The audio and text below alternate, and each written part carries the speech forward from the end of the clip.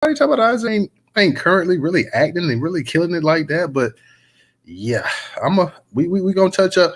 Matter of fact, let me find Isaiah's little let me go ahead and find that comment real quick and go ahead and get it out so everybody can kind of hear it and be like, oh, what in the world? Like, I know most of y'all that was on Twitter already heard it, but for those that haven't heard what Isaiah was talking about, like, yeah, because on the weekends, I'm back and forth. I'm not on Twitter that much, so, but I heard it and I'm like, yeah, okay, Isaiah. We may have to talk about this a little bit tonight, man. What's going on, Professor? Shout out to you, Professor. Shout out to Kid Gravity. Shout out to my girl Rera Original, Volvo, Michael, Mr. Finn. What's going on, everybody? We about to get this thing rolling. Finna get the Newstoter Express coming down the train. What's up, Professor? Yeah, what's up there, Newstoter? What's up to the fam? All of y'all, Rera, Sister Tony, Brother Original, everybody up in this place tonight. I see the Bobo down there. And good to see everybody up in this place tonight, man. Some great topics right here. Oh yeah, let me go ahead because let me touch up on real quick. Shout out to my people that's coming to YouTube as well too. We live streaming. Let me go ahead real quick, man, and as I say, no, get right to it. Let me go ahead and find this article real quick from and it's not even an article, it's a post from Isaiah Washington. Let me read that. This is what Isaiah Washington said in his words. Isaiah Washington posted this, okay? And this was actually it was the day before yesterday.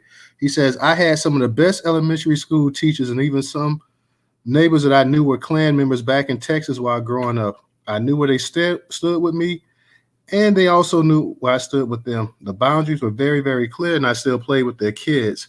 I just couldn't drink from their outside water hose or come inside their house to eat, and their houses were usually much smaller than what I grew up in. My mother never refused to let their kids into her house to eat a summer lunch and drink from our vintage JFK glasses. I can't help but wonder today if these kids are vigorously supporting me as an actor today simply because I showed them love and respect as a true Texan and a true American, even when their parents and grandparents forbid it publicly. I wonder. This is what Isaiah said. And then Isaiah, he would also let me go ahead and put this I want to put this photo up in the actual because he put this photo on Facebook and Instagram, and apparently, some of the actual platforms made him take it down. Isaiah also followed up. He says, let me go ahead and click up in this thing real quick because Isaiah wonder. He says, he was wilding. I'll put it that way. He was wilding. He says, was it the photo I posted? Instagram is the only social media platform that I have had. This is it. Instagram is the only social media platform that I have that has removed this verbiage. And the two women Klansmen and a baby Klansman. Instagram can't handle the truth of my life. He also said, because Isaiah said quite a lot. And then you had this person came and says, Bunella says, your original tweet and photo are still there. P.S. I saw your movie about Bass Reeves yesterday. What a man. I'm so glad you enjoyed the ride, and please give Cornusca a review. Reviews are helpful and very important. So let me go ahead, and I'm trying to find some more stuff that Isaiah said real quick. I'll come down. He says, he was talking about somebody responded to him, and he said, Lisa B says, the Klan, I hear you, but nah, the Klan still love you, Isaiah. He says, and you best believe that the grandchildren and great-grandchildren of the KKK are not going to the Megan Thee Stallion concerts. He said, I could care less about the comments and what I said. Somebody said, I think that you're awesome. He said, you get no pushback from me. You had this person named Chris says, I grew up seeing much racism from dark-skinned black persons towards light-skinned, including crimes directed at us. Unless somehow we knew someone, we all stayed away from them. It wasn't us. It was them. Funny how that gets twisted.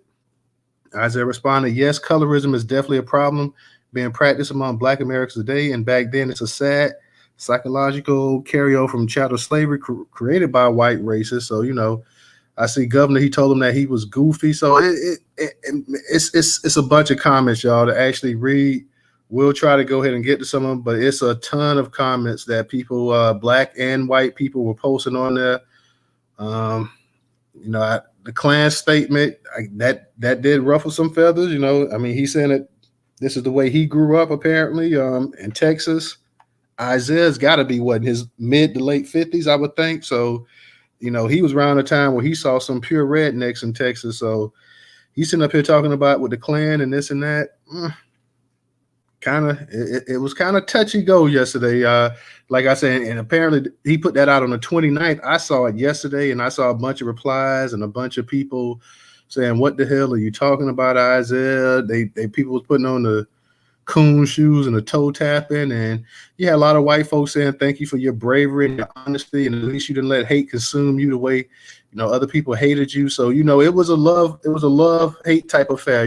Quite a few white folks came up there and they said, "Hey, we love how resilient you are, Isaiah, and how you didn't let this hold you back." And a bunch of black people were sitting up here saying, "What exactly in the hell are you talking about?" Like, okay, yeah, you couldn't drink at these. You could play with these kids, yet you couldn't drink outside on the water holes, or you couldn't go inside and this and that. But then you're sitting here saying, "What your mom would allow them to come in there."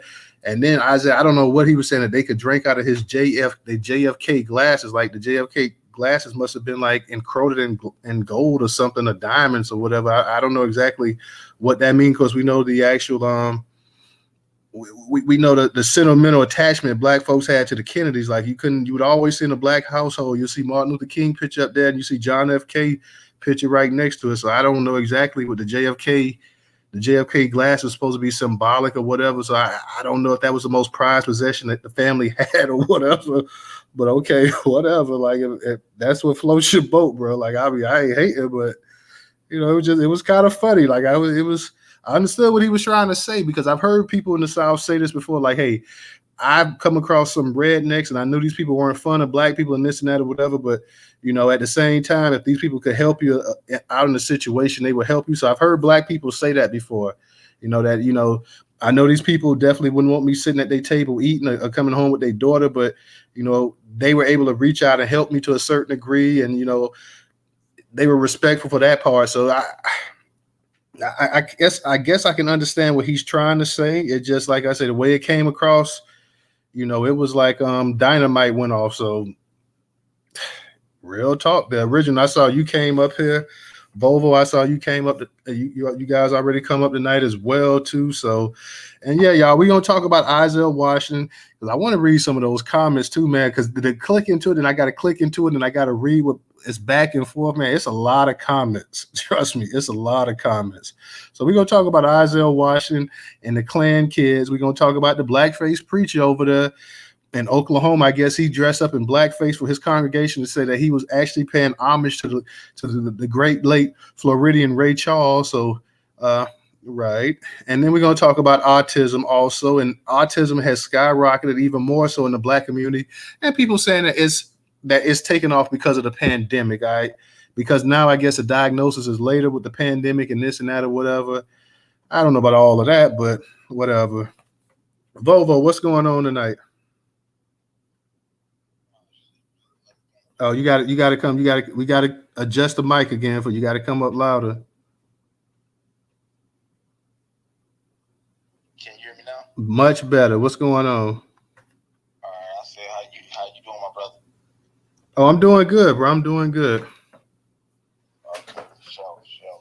Yeah, I was I don't know. I wasn't gonna come up, but man, I heard the comment where they were saying about some light skinned chick, I guess, was saying that they stayed away from dark skinned kids because the hate was aimed at them.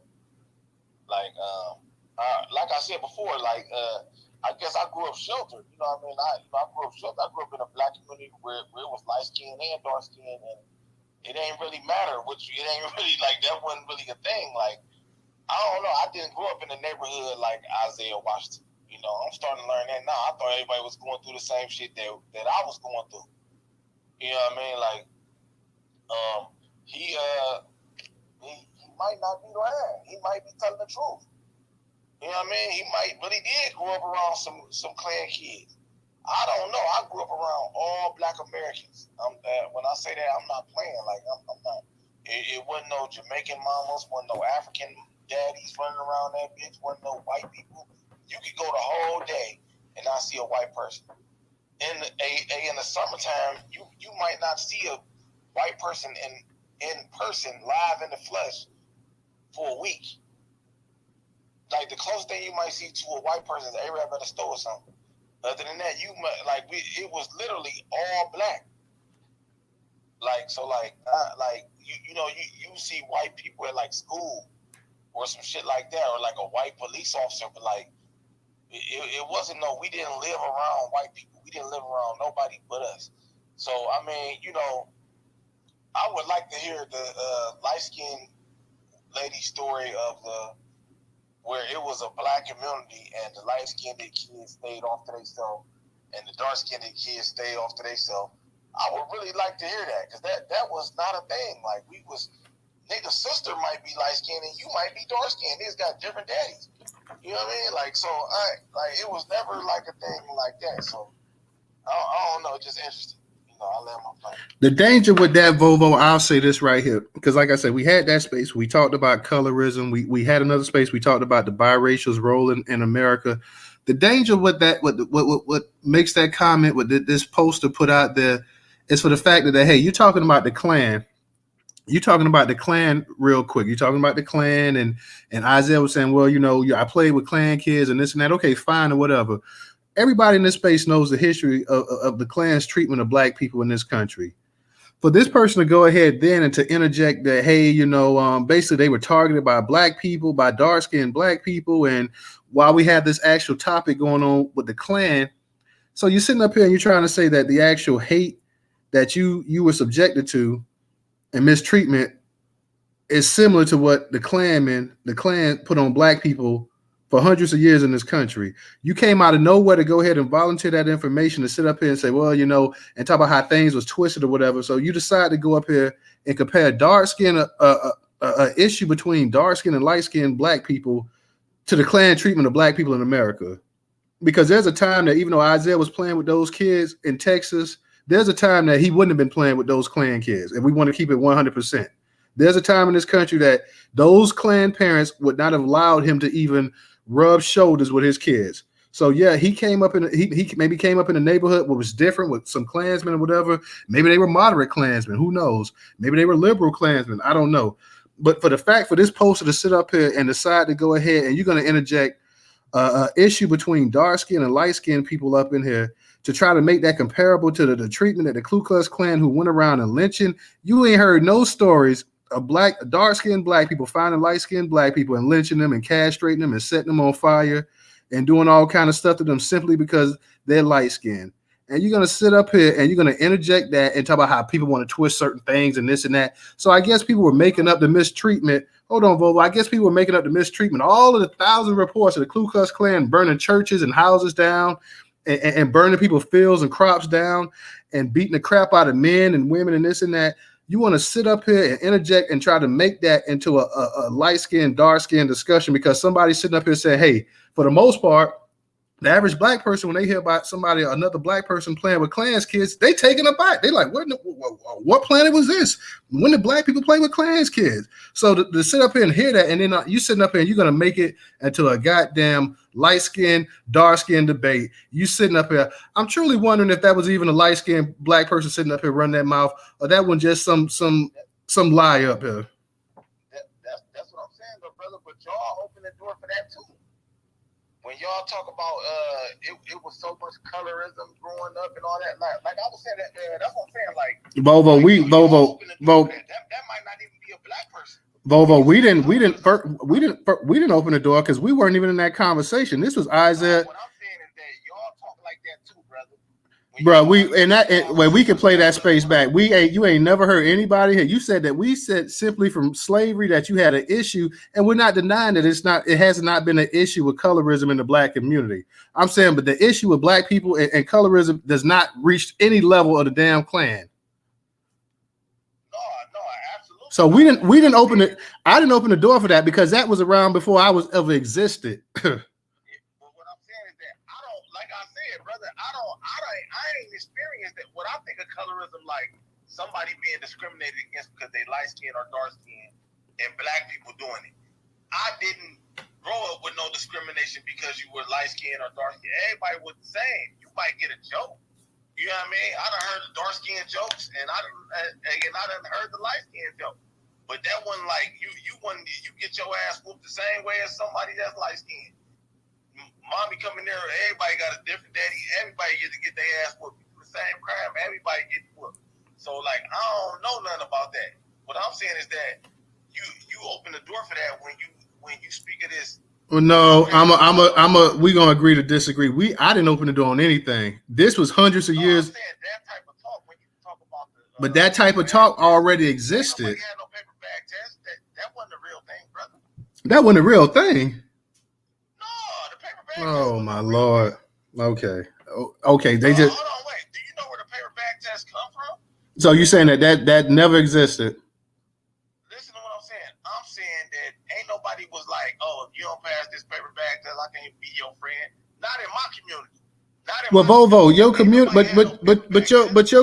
but your community isn't all a black community though.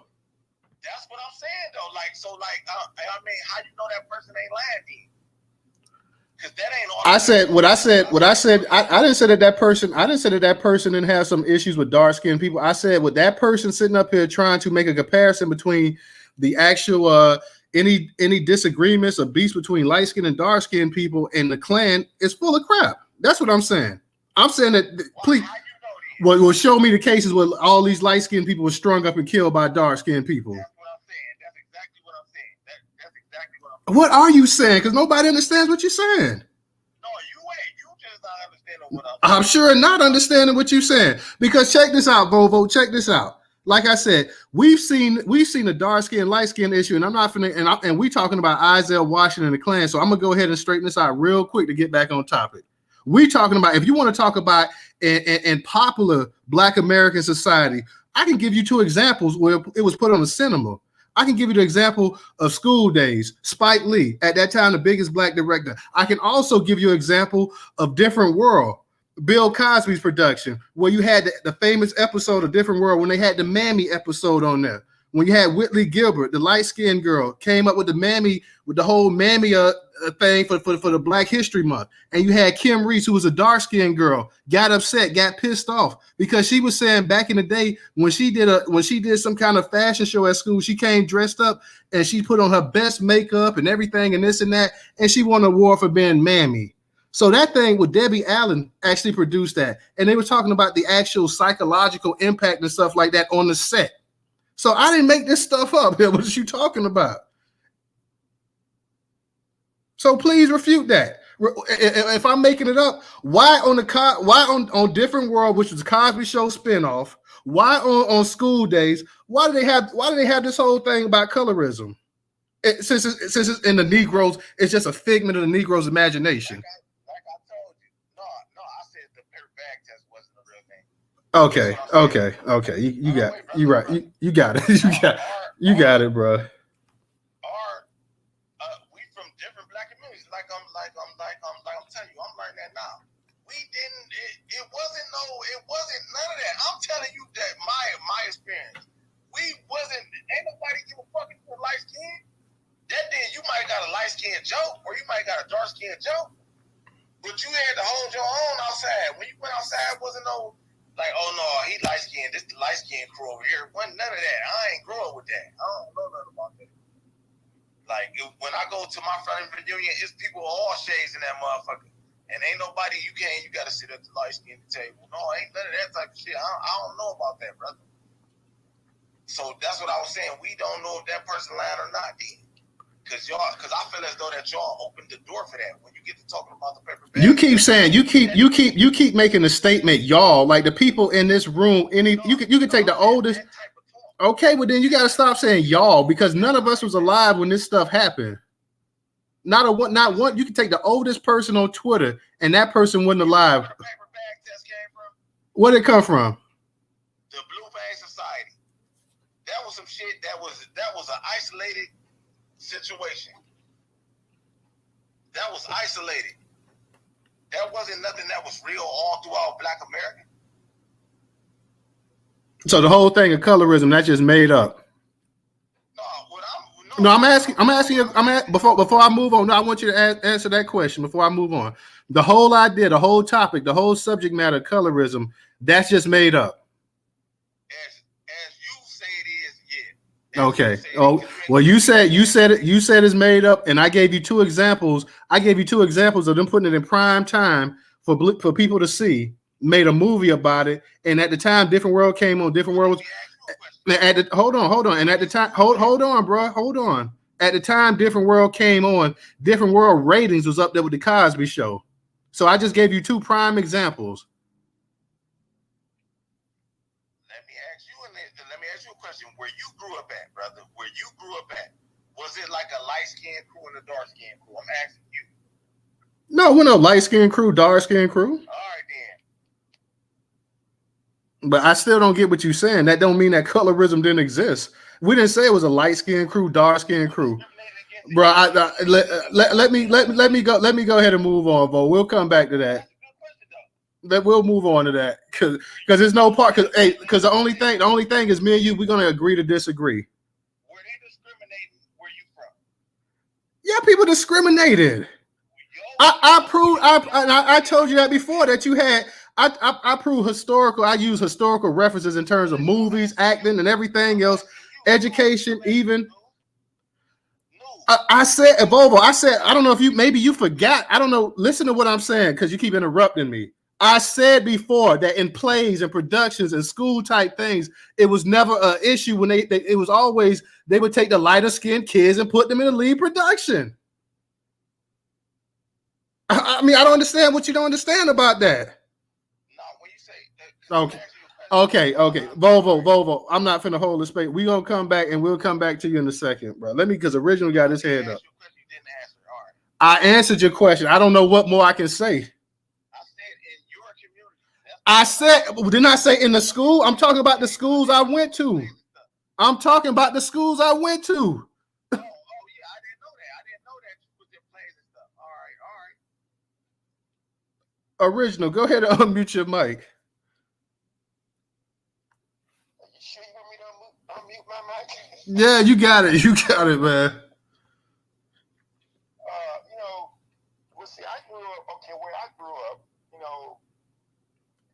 there really wasn't any, like what you call the black crew and the light skinned crew. We just, everybody played together. But I know one thing, we wouldn't go over there playing with no white kids. We didn't go to we didn't live too far from them, but we wasn't their friends. Hell, I remember we was in junior high. Was it the 6th grade?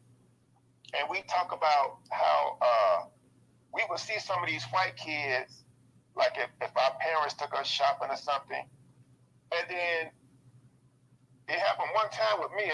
After that, I didn't speak no more. You would speak to them, they look at you like you were crazy, like, who are you? So like, oh, okay, no problem. So we started ignoring them. So I don't know, like I said, I can understand what he said. Different people had different issues, but I definitely understand what you're saying, Newstoter, about, and I would even question if this person is black or they have a black face on their profile when they're trying to equate how some black people have been treated by black folks versus how black. That's what I'm saying, and I wasn't even trying to get into the colorism thing. I'm sitting up here saying, how in the world can you sit up here and say that the mistreatment that black people suffered at the hand of the Ku Klux Klan is comparable to some little inner beef, little bickering about complexion? How is that even comparable? There isn't one.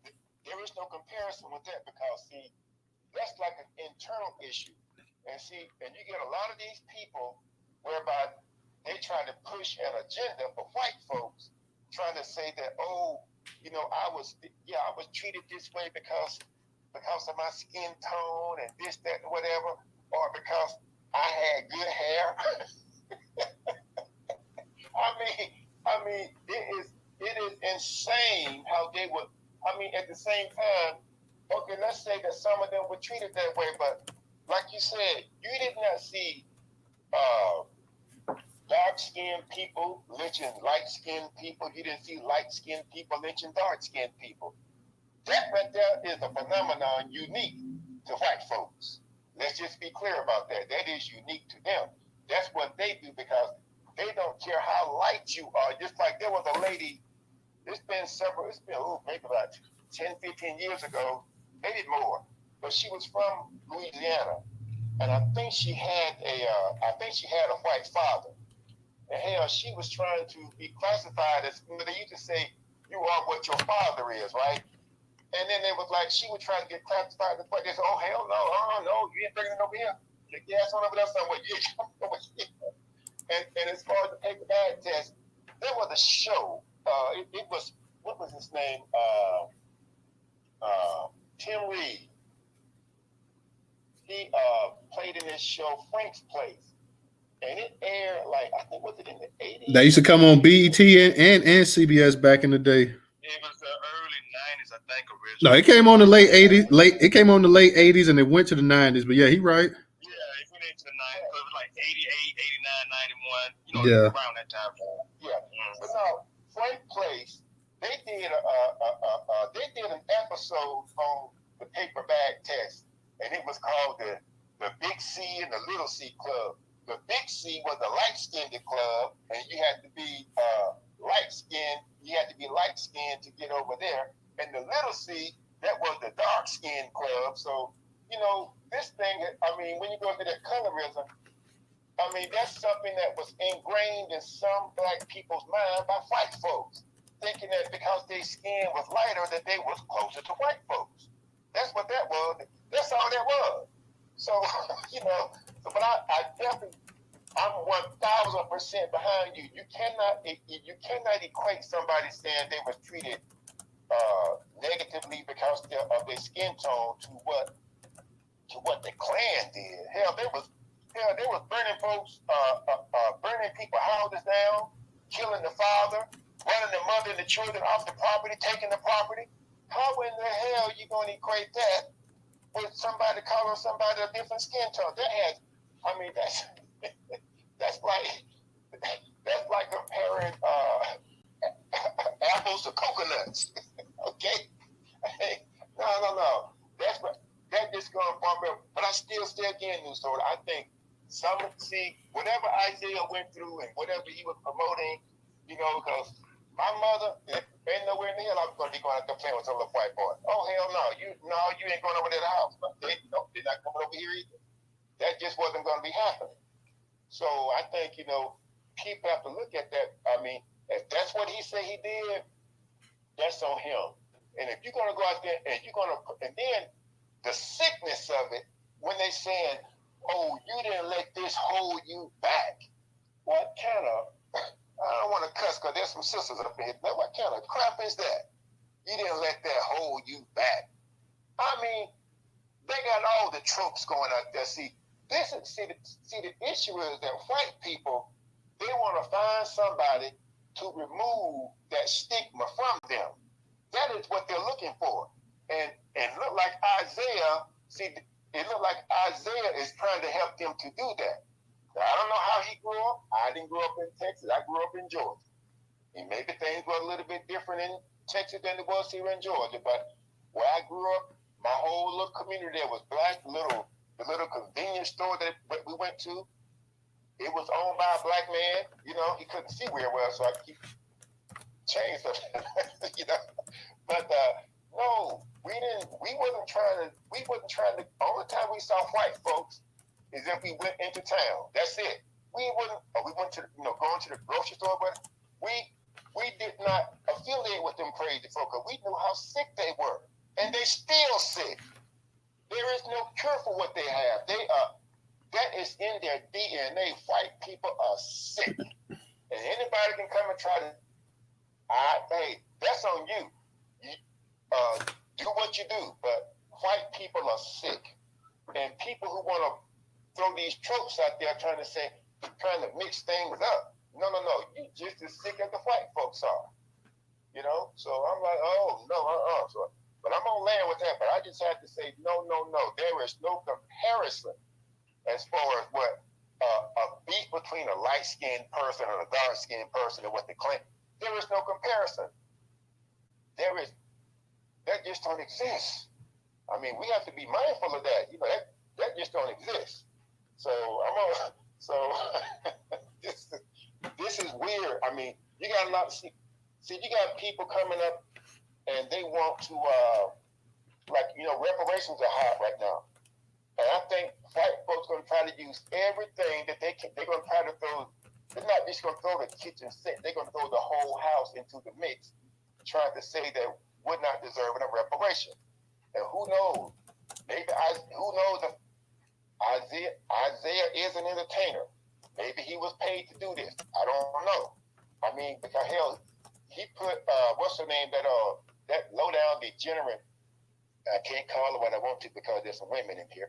But that low down degenerate Stacey Dash, you know, and she gonna go out there and attack black folks and calling us all kind of things. And then when the white folks threw her out, then she come running back wanting to join the family. No, you can't. You're not welcome back. But I was letting him know online that I will not see that Bass Reeves.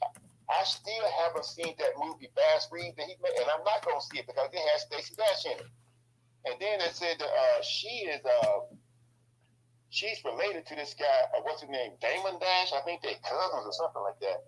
Yeah, they cousins. Yeah, and see, here's the issue though. See, after he got kicked out of the entertainment industry, then here he come. He wanna give up all the information. Well, no, it's too late for that. You should have been telling us that a long time ago. See, when they think they in the clique with these white folks, they're like, oh yeah, man, I got to do what I got to do to get my paper. So then, when they get kicked out from the white folks, then they want to try to come out and want to tell everything. No, I don't want to hear it. If you couldn't tell it when you was in the clique, we don't need it now because we already know. So no, y'all go somewhere else with that. We ain't buying it. You know, at least I know I'm not buying it. You know, but I'll let somebody else come up.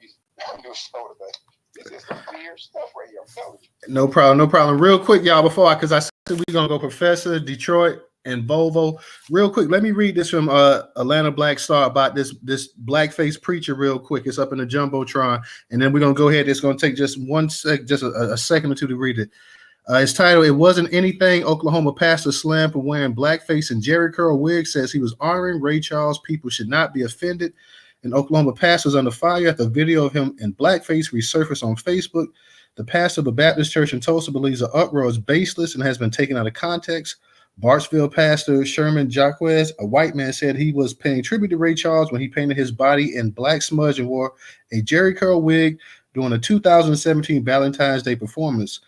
Images from the event show that others were dressed as celebrities, and the individual standing next to him appeared at the event dressed like Willie Nelson, sporting his signature too long braids and a bandana.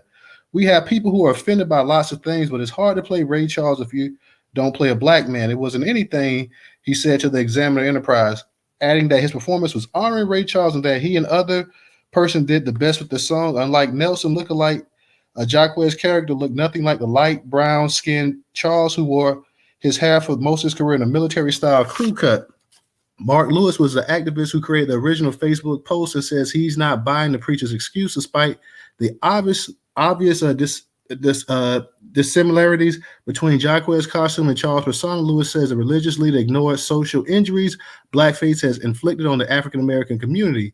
You can honor anyone by not putting on blackface, and he has ignored the historical references and all the characters that African Americans have gone through in this country. Lewis said, for him to say that's not racist says to me that he is completely out of touch with reality of what this world and country has dealt with. Lewis continued, it's actually a slap in the face of African Americans and people of all color. The Tulsa leader said that the saddest part for him was that the preacher leads a congregation of people who feel it's okay to do these type of depictions. If he's not going to take accountability for his action, his parishioners are certainly not going to take accountability for his actions, and which is even worse, Lewis said. On Sunday, April 19th, during his sermon, he addressed the controversy and said, I just want to publicly say I don't have a racial bone in my body. I'm not racist at all. There wasn't anything racial about it. I was singing Ray Charles' 7 Spanish Angels, and I said, I love Ray Charles' music. How can you portray Ray Charles if you're not a black man? He rationalized in his sermon posted online. This is not the first time that the pastor has dressed up as a different race. During the Cowboys and Indians theme night at Falls Creek Church Camp, he arrived as an indigenous woman appearing in brownface. The Rural Oklahoma Pride released a statement about the pastor's current debacle, saying that the preacher has a history of hurting people. So the preacher seems like he's truly a piece of shit. Let's go on to Professor. Professor, you got it. Yeah, thank you, that Newstoter. Good to see everybody up in this space tonight. WPI up in here representing the late night host. That's right, that's him, everybody. WPI, aka DJ Black and Pressure. Good to see you. Bobo, as usual, man, you just come up in here to be a devil's advocate. And good to see Sister No Taxation up in here. Disruptor, good to see you up in here. See you down there, Denise. Ray, I see you down there. Good to see all the people up in here. Black Native, good to see you, sister. Now, the fact of the matter is, y'all, we got to stop looking for these entertainers to speak on anything relating to us. This is what these folks like to do. They are looking to try to grab the bag and their fame. We know Isaiah got fired from Grey's Anatomy, and that was probably one of the biggest, I think that was, at the time, was one of the biggest shows on TV, I think in the early 90s or mid-90s, Grey's Anatomy. And he got fired from that show. And he really has not been at the top since he got fired from that show. So you got to watch these entertainers, man, because when they lose out on money and fame, they also try to find a way to get back what they lost. So he's coming back to the black family because, you know, white folks don't want his ass over there or whatever. And so, you know, he has latched on kind of into this movement, the reparations movement, and even in the spaces running his mouth about this movie that he just put out with, like what Original was just talking about, y'all, with Stacey Dash, another sellout to the community. Stacey Dash, you know, the one that used to be all on Fox News, dogging us out. That's right, she was on Fox News. Now, Fox News, of course, kicked her off there back here a few years ago, and where is she at, y'all? Where is Stacey Dash at now? Hell, she was somewhere on a video one time crying and shit because she wasn't up there anymore. White folks didn't love her anymore. So she was all up on, I think it was YouTube or some video she posted, crying and shit, and damn, she looked like she had, I don't know, like her skin tone had changed or something, like she did, like she might have put some bleach on herself or something. Cause man, I didn't know who she was. But with that being said, this is what these folks do, y'all. They would say controversial stuff against our community so they can get back in good with, you know, who? Master. Because they want to get back in and get the bag. They want to get back into Hollywood. They miss the lifestyle. You know, kind of like somebody that comes up in these spaces sometimes that we know. She missed her lifestyle, you know. And so she coming into the space now, trying to be all lovey-dovey with the family, you know. And, you know, she'll tell us that I love black people. I want to win. That's right. That's what she tells us. I want to win, right? But is she really loving us? Hey, or is she trying to do no? Hey, let me chime in real quick. I'm gonna be able to speak for a second. I'm actually outside doing something. So, okay, go ahead, bro. So shout out to Isaiah Washington. He got fired from Grey's Anatomy for going against these gay people, yo. So he been on cold from day one, and they never stopped. And the Stacey Dash situation, she was crying because she didn't know DMX passed away.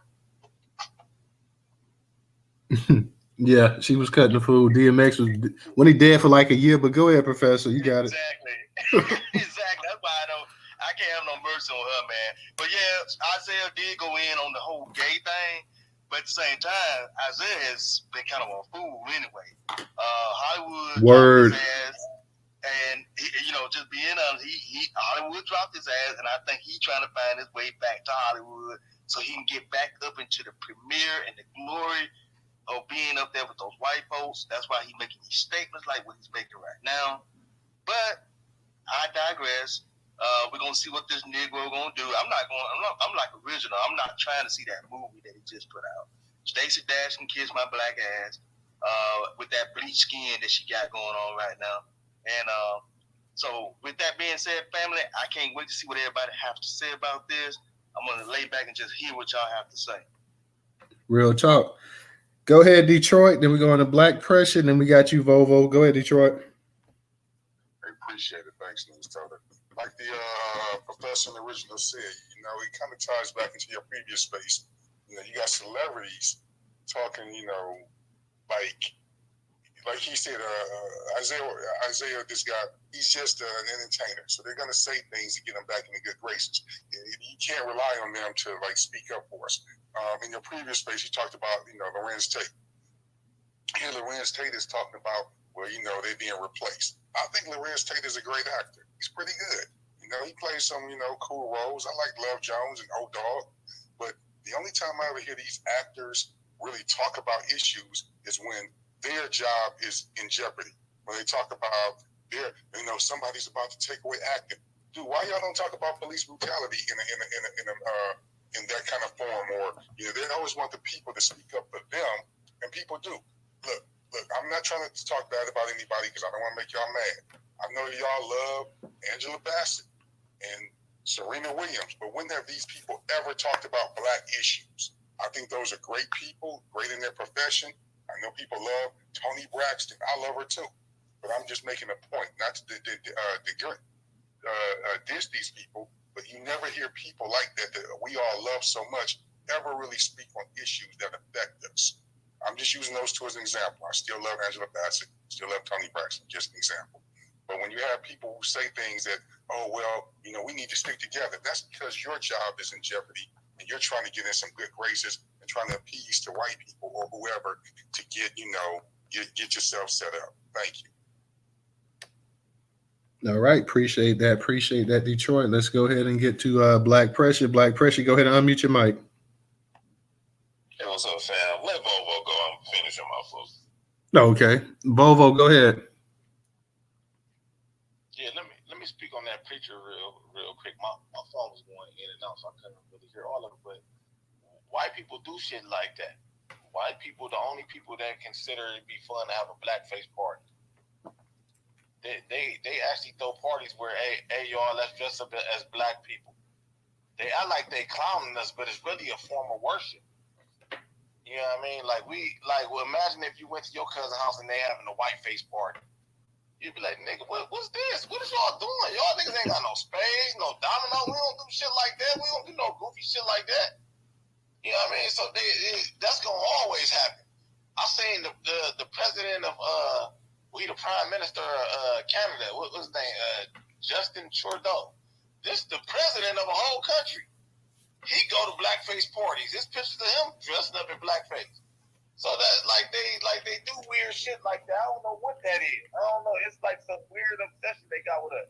What I want black people to realize is that it's something special about you. About black Americans. It's something special about you. It's something special about you. The world got a weird energy on them about you. You know what I mean? All these the Latinos and Asians and white people that we see with gold teeth in their mouth and dressing up like trying to walk like you and talk like you with a chain on, and I'm seeing white girls with box braids and all that shit. All that's blackface. They always do that. They got a weird energy on them about us. No, let me get back on you about this, brother. What I'm trying to say, brother. That way of thinking, brother, just let me finish. When you saying paper bag test, yeah, we got colorism in our community and all that. Y'all that talk like that, y'all got these people, these trolls that's in the room right now, listening, thinking that the colorism, that what you would consider to be colorism, is the same level as some Klan shit. They not in the black community. So they thinking that it's a real big hatred between light skin and dark skin, when that is not the case. When you say things like the paper bag test, they don't know nothing about that. So y'all got them thinking that we walking around this bitch with paper bags, testing niggas' blackness, discriminating, because they don't know the paper bag test was not a real thing. That came from the Blue Vein Society, to where it was a group of light-skinned black people that were discriminating against other black people if you can't see the blue vein in your arm. If you ain't light enough to see the blue vein in your arm. That's where that came from. But when you keep saying the paper bag test, you got the trolls thinking that that's a common thing. Like grandma standing at the front door on Thanksgiving, like, hold your arm up against this paper bag. Let's see your blue vein. You know what I mean? Like, we really discriminating like that. That's why I said y'all talking like that opens the door for these trolls to think that we really own some shit like that. That is not a thing where I come from. I appreciate you letting me speak. Volvo, I'm not even going to go back and forth with you. I already said what it is. Like I said before, long before I ever came on the face of this earth, you had this issue in the black community. I didn't create it. I didn't start it. I've watched movies on it. I watched shows on it. I watched documentaries on it. Not one of these things that Newstoter come up with and make this into what it is. I had absolutely nothing whatsoever to do with this. And you're right. The actual relationship between black, dark-skinned people and light-skinned people are not what it was 100 years ago, 150 years ago, or 70, 80 years ago. People have progressed and they've moved on. Every last one of us have light-skinned, dark-skinned people in our family, okay? You know, my sister's light-skinned. So what I look like hating my sister hating me. You know, I'm dark, she's light. There's no issue between us. There's no hate between us. I got dark-skinned uncles, light-skinned uncles, light-skinned aunts, dark-skinned aunts. There's no hate. Dark-skinned cousins, light-skinned cousins. You know, played with light-skinned kids. And my thing was this right here. And to sit up here and say, you know what, because that you guys talked about a topic that black people have talked about, which is an innuendo type topic, but yet it still gets talked about that, hey, y'all the reason that, you know, these trolls are coming out. Nonsense. This was going on hundreds of years before these trolls, even when slavery ended. Like I said before in another space, when you look at the first prominent black leaders in this country, all of these leaders were mulattoes. All these leaders were light-skinned. Rarely did you see a dark-skinned person in authority position. Hell, if you want to take it to that, if you want to even take it internationally, you can look at the Jamaicans, their treatment of Marcus Garvey. Marcus Garvey was too dark for them to lead over there in Jamaica. They were used to having, no, bro, I didn't interrupt you, so don't come off your mic. Don't come off your mic. So I didn't bring up this issue here. All I did, we had a actual space on it. We talked about it because this is a prevalent issue. That's like saying that there's no such thing in the black community as people saying good hair and bad hair when we know that we know that's not the case. We simply know that's not the case. We've heard that before in families. We've heard people talk about this person's got good hair, this person's got bad hair. Oh, you got them BBs on your head. Oh, you got them naps on your head. Oh, you got that woolly hair. Oh, you tender-headed. We've heard this before. To sit up here and say that this doesn't exist, it's nonsense. It's a reason that bleaching cream is all throughout the black diaspora. And it's not just to fade off some blemish spot. You got people sitting up here trying to become lighter. You got people in the blackest continent on the face of the earth using bleaching cream. And not only that, you got people that's non-black. You got Indians, you got Asians, you got all of them sitting up here trying to become lighter. So it's no reason to sit up here, well, y'all created this and that. I showed you in popular black culture, movies, shows. Original came up here. He put Frank's Place up in there. I didn't even think about that. I gave you 2 examples. He gave you Frank's Place. And you wouldn't even probably born when Frank's Place came out, or you don't know anything about Frank's Place. Because I was a kid when Frank's Place came out. My mom and dad used to love watching it. And for y'all that don't know, that's Tim Reed and Daphne Reed, his wife, the second Aunt Viv. The light-skinned chick that came, that what Will Smith did as a way of almost like throwing salt on the original Aunt Viv as an insult to her. So yeah, you sitting up here talking, y'all we the reason why there's this conversation going on. All we simply had was space on it. So yeah, in your neck of the woods, I can appreciate that y'all didn't. My grandma and aunts and say, well, you know what, you darker than all the rest of your cousins. We're going to sit you in the corner and we don't love you or we ain't this or that or whatever. We're not saying that. We're simply saying that this was prevalent in the black community because this was a remnant of slavery, a chattel slavery. It was a reason you had house slaves. It's a reason you had field hands. It's a reason that most of the time you see mammies. How many times have you seen mammies depicted in these old pictures and movies and stuff? That was a big fat light skinned woman with a bandana on her head. Tell me, Tom and Jerry, for those old enough to remember, was the mammy on there singing and stuff, whistling? Was that a big old fat light skinned girl, or was that a big old dark skinned girl? Tell me, Aunt your mama, was she light skinned or dark skinned? Uncle Ben's, was Uncle Ben a red bone or yellow bone? What about the cream of wheat man? Was he a mulatto? Hey, News, just throw in the towel. He done. Just throw the towel. I mean, somehow, some way, I came up with this. You niggas is the reason why these trolls on here on Twitter sitting up here talking about the Klan, comparing the Klan whooping. You got some shine up here sitting up here comparing dark skinned and light skinned people problems to goddamn Klan. The Klan sitting up here bankrolled by the damn federal government. At one time in this country, at the turn of the 19th century, 20th century, you had 3 million damn Klansmen in this country. And when you're sitting up here talking about the difference between light skin, black skin, I've been on this planet for 40-some years. I ain't never heard or read no story of no dark-skinned person murdering no light-skinned person just because they was light-skinned. I ain't never heard no light-skinned person murdering no dark-skinned person simply because he was dark-skinned. Never. And if anybody heard it, please let me know. Inform me. Tell me when somebody says I'm gonna shoot that nigga because that nigga got good hair. That nigga got all them waves, and he didn't even have to put no dukes on it and brush it up. He didn't even have to put no wave cap on it. Look at that nigga. He got all the chicks on his job. Let me go ahead and bust on this nigga here. Okay, y'all making me think Nino Brown. You pretty motherfucker. I mean, yeah. Okay, thank you. Even Nino ain't kill him because he was light skinned and pretty. Even Nino ain't killed Chris because he was light skinned and pretty. Ain't that what I'm saying, bro? So you would agree with me that troll that set up the line talking about when they talking about a Klan topic, he decides to go ahead or she decides to go ahead and throw colorism into it. That's what I'm saying. Yeah, what I'm saying is, man, I already done said it, bro. It's gonna be you twisting the story up, bro. No, bro, you twisting the story. What are you talking about? Not though, brother. I'm saying that you open the door when you speak like that, like it's so much colorism and we just,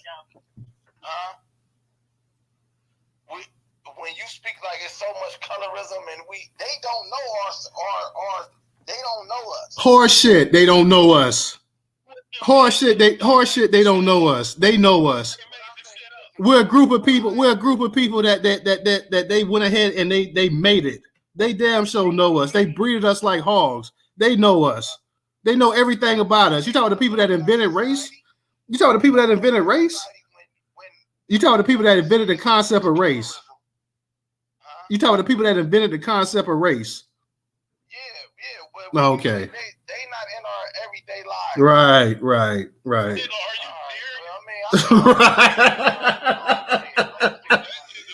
Oh my Lord.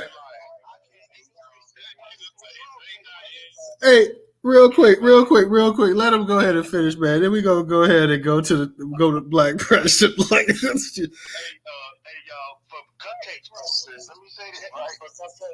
Hey, look, for context purposes, Tammy, you might want to change your name because you got the same name as that buster that Newstoter just put up there. Let me say this, right? Like I said, when I say they ain't in our everyday life, the neighborhood I grew up in, I should start talking for myself. We ain't see no white people every day. So they don't know if we was walking around with brown paper bags, holding them up to each other, discriminating against each other or not. When somebody say some shit like that and they act like that was all throughout Black America, like we all, then that gives them ammo to say Klan shit. That's what I'm saying. News, you went all over the diaspora. I'm not talking about no Africa, no Caribbean, no East Indians, none of that. You just talking about anybody with dark skin. You ain't. I gave you examples of this country. I gave you examples of the continent. I gave you examples of the world being colonized. I don't know what else I can say. In no part of Black American history could you get off no skin bleaching cream. You was talking about your skin bleaching cream. That ain't no thing. Mommy ain't never had no skin bleaching cream. She might have had some black magic, some cocoa butter in there, but it wasn't no skin bleaching cream. The Arabs and the Asians ain't selling no skin bleaching cream. They might be selling weaves and wigs, but then I'm gonna stop you right there, bro. I'm gonna stop you right there. They are in fact selling bars of soap. I can pull out some right now and read you. The Asians are in fact selling lightning Well, where you from? We gotta ask where you from. I'm right from Richmond, California. Where you from? No, where your family from then? Because ain't White supremacy was everywhere but Cleveland, okay? Listen, we ain't niggas ain't bleaching their skin. Okay. Good job, Professor. You hit the button before I could hit it. Volvo, we finna go ahead and let you land this so we could go ahead because we don't want to. We did the colorism. We even did a biracial space as well too. So we don't want to just we was focusing on the Klan and somehow black colorism is more powerful than the Klan. So like the Klan had their members in Congress and had the most powerful people in this country at one time was Klansmen. Yet some Negro sitting up here talking about who's lighter than who is more detrimental than what the Klan did.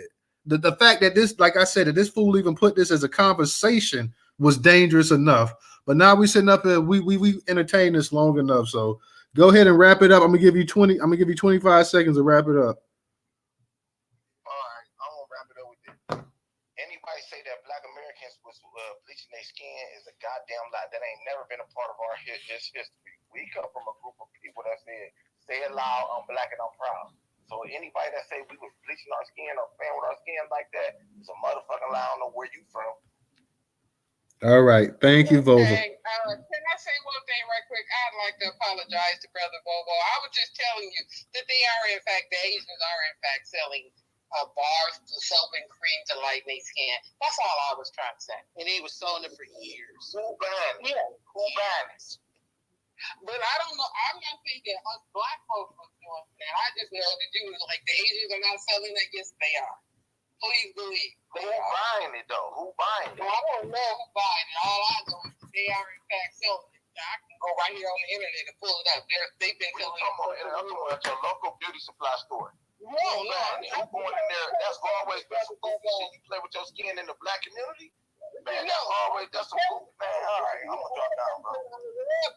All right. That's in the black community. Listen to what I'm saying, honey. I'm just saying, you said Asians are not selling that. I'm telling you that they are. That's it. Point blank. No chasers. Okay. I'm not saying that it's rolling around in the black community and all of that stuff. I'm just telling you there are plenty of articles. But you ain't hear what I said. I said you can't get it off in the black community. Oh, that's true. Okay, I'm just saying, but you say the Asians are not selling. I'm like, ain't like this. But anyway, thank you. It's like the Asians are selling it, Bobo. She is absolutely correct. You go into an Asian store and it's in there. You'll see that skin bleaching shit up in there. I think he dropped down, Professor. Okay. Let's get to and get your hands up, everybody, because I got Black Pressure next. Then I got Rivera. I got Fred. Denise, if you want to speak too, go ahead. Leon, I see you up here too, so you'll go after Fred. So Denise, if you want to speak, go ahead and put your hand up as well too. For everybody that's up in the space tonight, guys, we talking about Isaiah Washington and his growing up playing with Klan kids. We also covered the Blackface preacher in Oklahoma as well too. We're gonna also cover about the autism in the Black community. Let me cover that real quick because everybody going in. So let me get that in because I know everybody they on it. This is from Black Enterprise, and I'm gonna just touch up on this real quick, very short article, guys.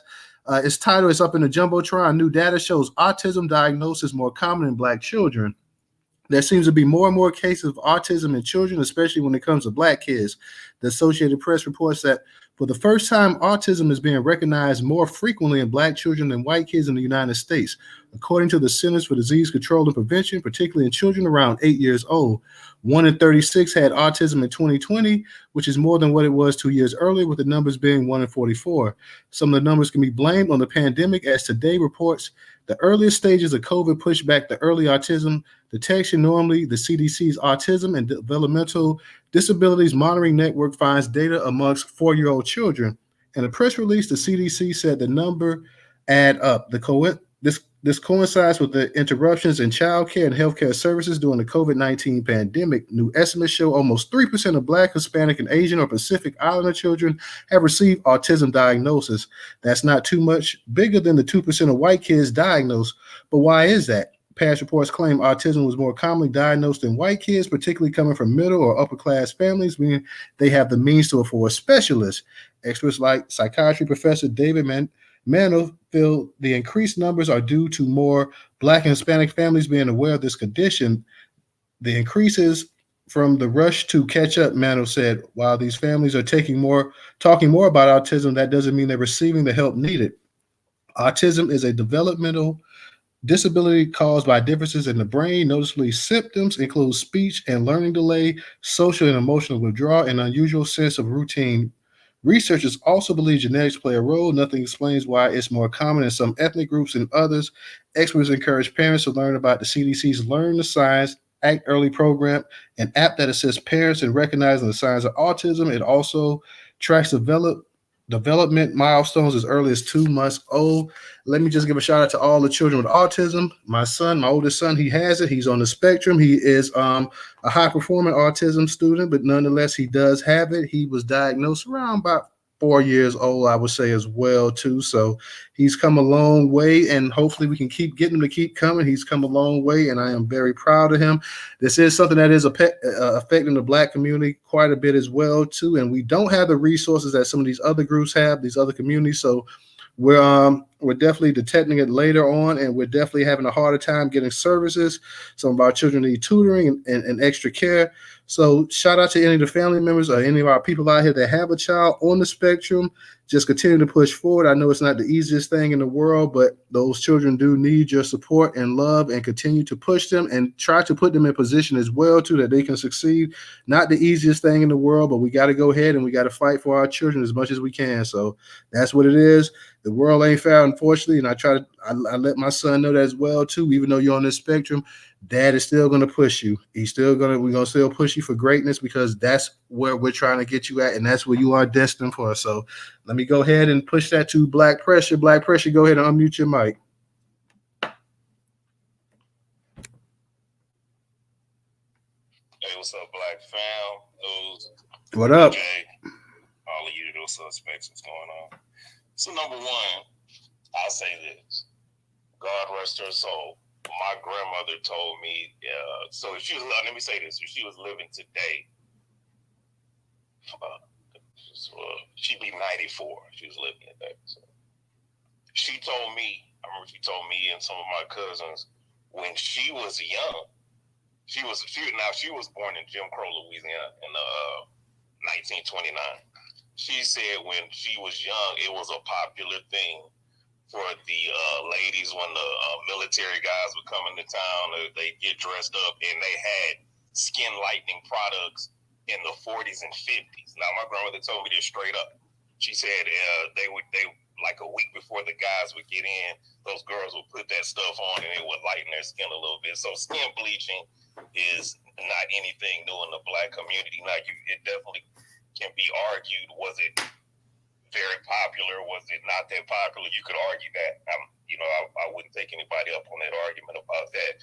But it definitely was a product that was consumed by Black people in the early to mid 20th century. So let's just let that be known. And number two, if you listen to Volvo talk all this stuff about white people and how they do us and how weird they are and their idiosyncrasy. Nigga, you got a white woman pregnant. Is that not hypocritical? I'll land my plane there. Oh boy. Now you know this man will probably come back. He probably gonna come back up here for this. Oh Lord. Oh my God. Let me go ahead and get to I think this space about to get interesting. What? Oh man. Hey, real quick. Hey, no, I already popped my red lightsaber, so come get it. Here he come too, man. Here he come as well. Hey, before we get there, man.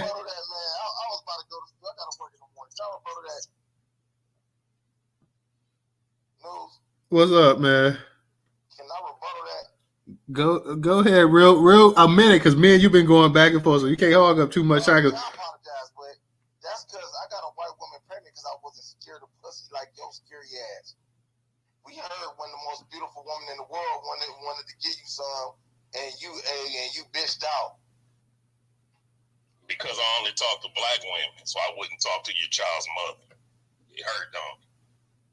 Not my child's mother, and no, it doesn't hurt. I know that. All right, fellas. Nigga, that's your baby mama, nigga. You couldn't get All right, fellas. We ain't finna turn this into Def Comedy Jam up in here now. So we gonna go ahead. We ain't finna turn it into Def Comedy Jam. What? Hey, look at this. This is not an Uncle Shut Up space, y'all. Oh Lord, yeah. Like I said, I knew when Black Pressure said that Volvo was gonna come up here, but yeah, let us move on real quick, guys, and then we can come back to y'all. But let us go ahead because Rivera's waiting patiently, Fred's waiting patiently, Leon's waiting patiently. So let's go ahead and get to our people, and we'll come back to y'all. And Professor DJ, hold it down for me 1 second. Go ahead, Rivera, you got it.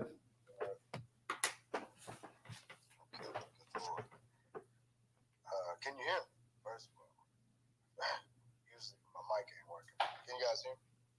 Yeah, you good, bro? Right. Yeah, can hear you. Yeah, there's a lot to unpack. Good Lord, paper bags, all sorts of stuff. So the Isaiah Washington, I had to click on the hashtag to see what's going on, and I was hoping it would have been like, well, I learned from Klans people, the whole thing with black folk be like, I'd rather the upfront racism, like the Republican racism versus the hidden racism from liberals. And we learn from their racism versus liberals how they shit so much. Niggas still vote for their ass. I was hoping that's what that letter was going to be. I read the letter, and man, was I not impressed. So Isaiah Washington, I don't know, man. He was supposed to be doing the Course of Cannon movie about bachelors. I know he's going to do some filming here in Oklahoma, and I kind of back-channeled him. I got his DM about it. Places he could go to do some filming. But I don't know, man. They also said that he's got some mental health shit. Because you look at some of his posts, it look like out there. Like, what the fuck is this nigga talking about? And I can get that way myself. So I don't want to cast too much aspersion on something that I don't know what's going on. As far as the blackface, so that happened in Autism, which is about 30 minutes away from Tulsa. And in the Jumbotron, I doxed them. So feel free to leave a comment on their church page.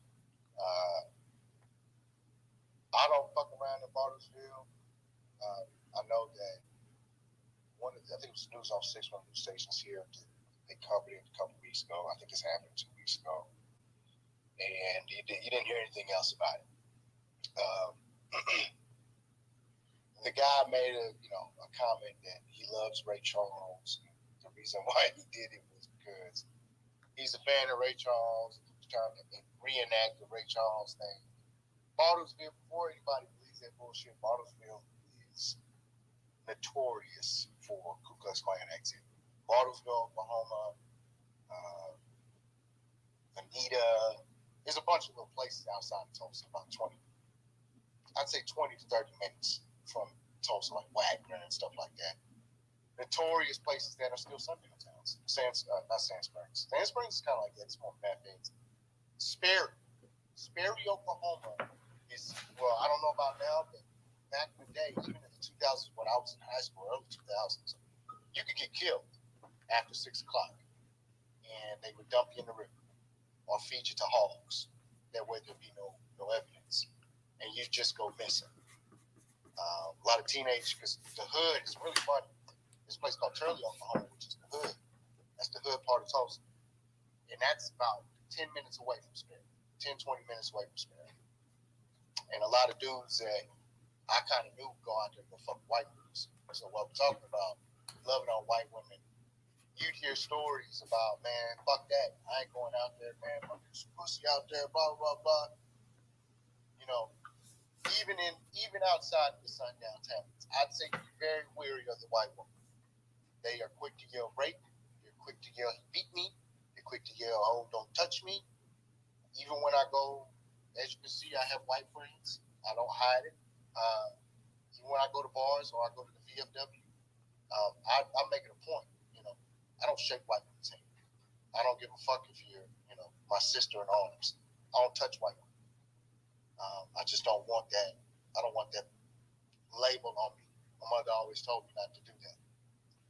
But as far as the blackface preacher guy, yeah, he made a bunch of excuses and we stopped hearing about it here in Oklahoma. So I guess that's it on that. It doesn't mean anything anymore. And autism within our community, I noticed an uptick too. I got a couple buddies that have kids, black guys obviously, that have kids that have autism. And one of them exclusively non-communication. He can't communicate, he can't speak yet. And I'm trying to get my friend to understand you got to work harder on this one kid versus your oldest. Your daughter, she, obviously doesn't have mental health issues or an issue with her brain or chromosome. I'm not literate on how autism works, but I know that he needs more attention than his daughter does. And I'm going to cut it short because my brain doesn't work very well, and I don't want to dox my friend's daughter's name exclusively. It's one thing for his name, but I'm not going to do this to my buddy. But he understands the problem with our community, I think, is that what I hear a lot from, and this is just anecdotal, is from him and my other buddy, is it's harder to work with them. And it's hard to communicate exclusively with the one friend, with his son, because he doesn't listen to anything he says. He understands what you're saying, but he can't quite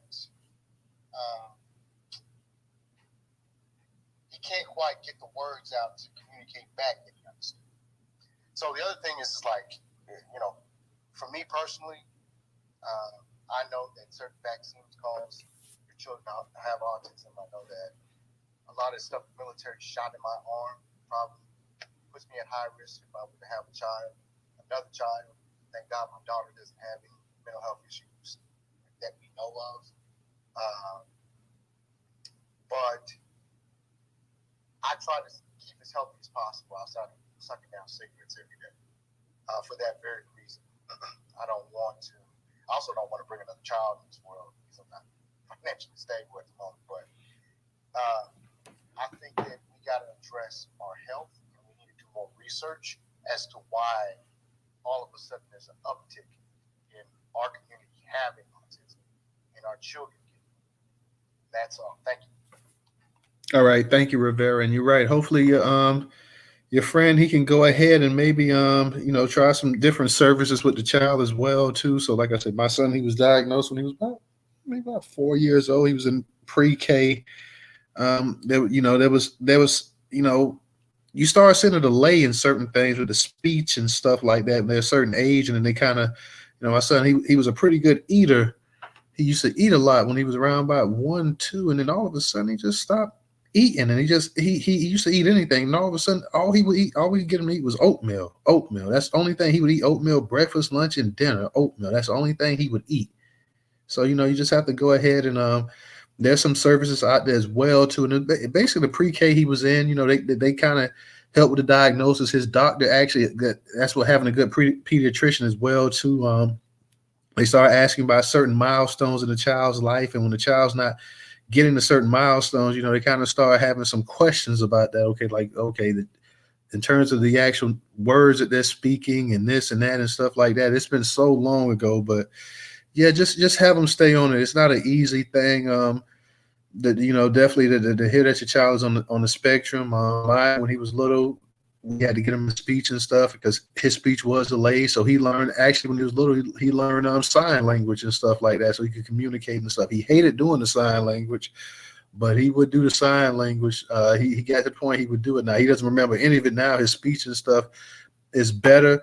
Definitely would like for it to be better than further along than what it is, but he's come a long ways as well too. So it's just something that you have to stay on to. And you know, it's not easy. It's not easy hearing that your child, you know, quote unquote, is different than other kids and stuff like that too. Because everybody in the world is different. But you know, when you get that diagnosis that your child is different, you know, it kind of takes a little while to really, you know, to really hit you. That you know, you have to treat them a little bit different. And you're right, like that.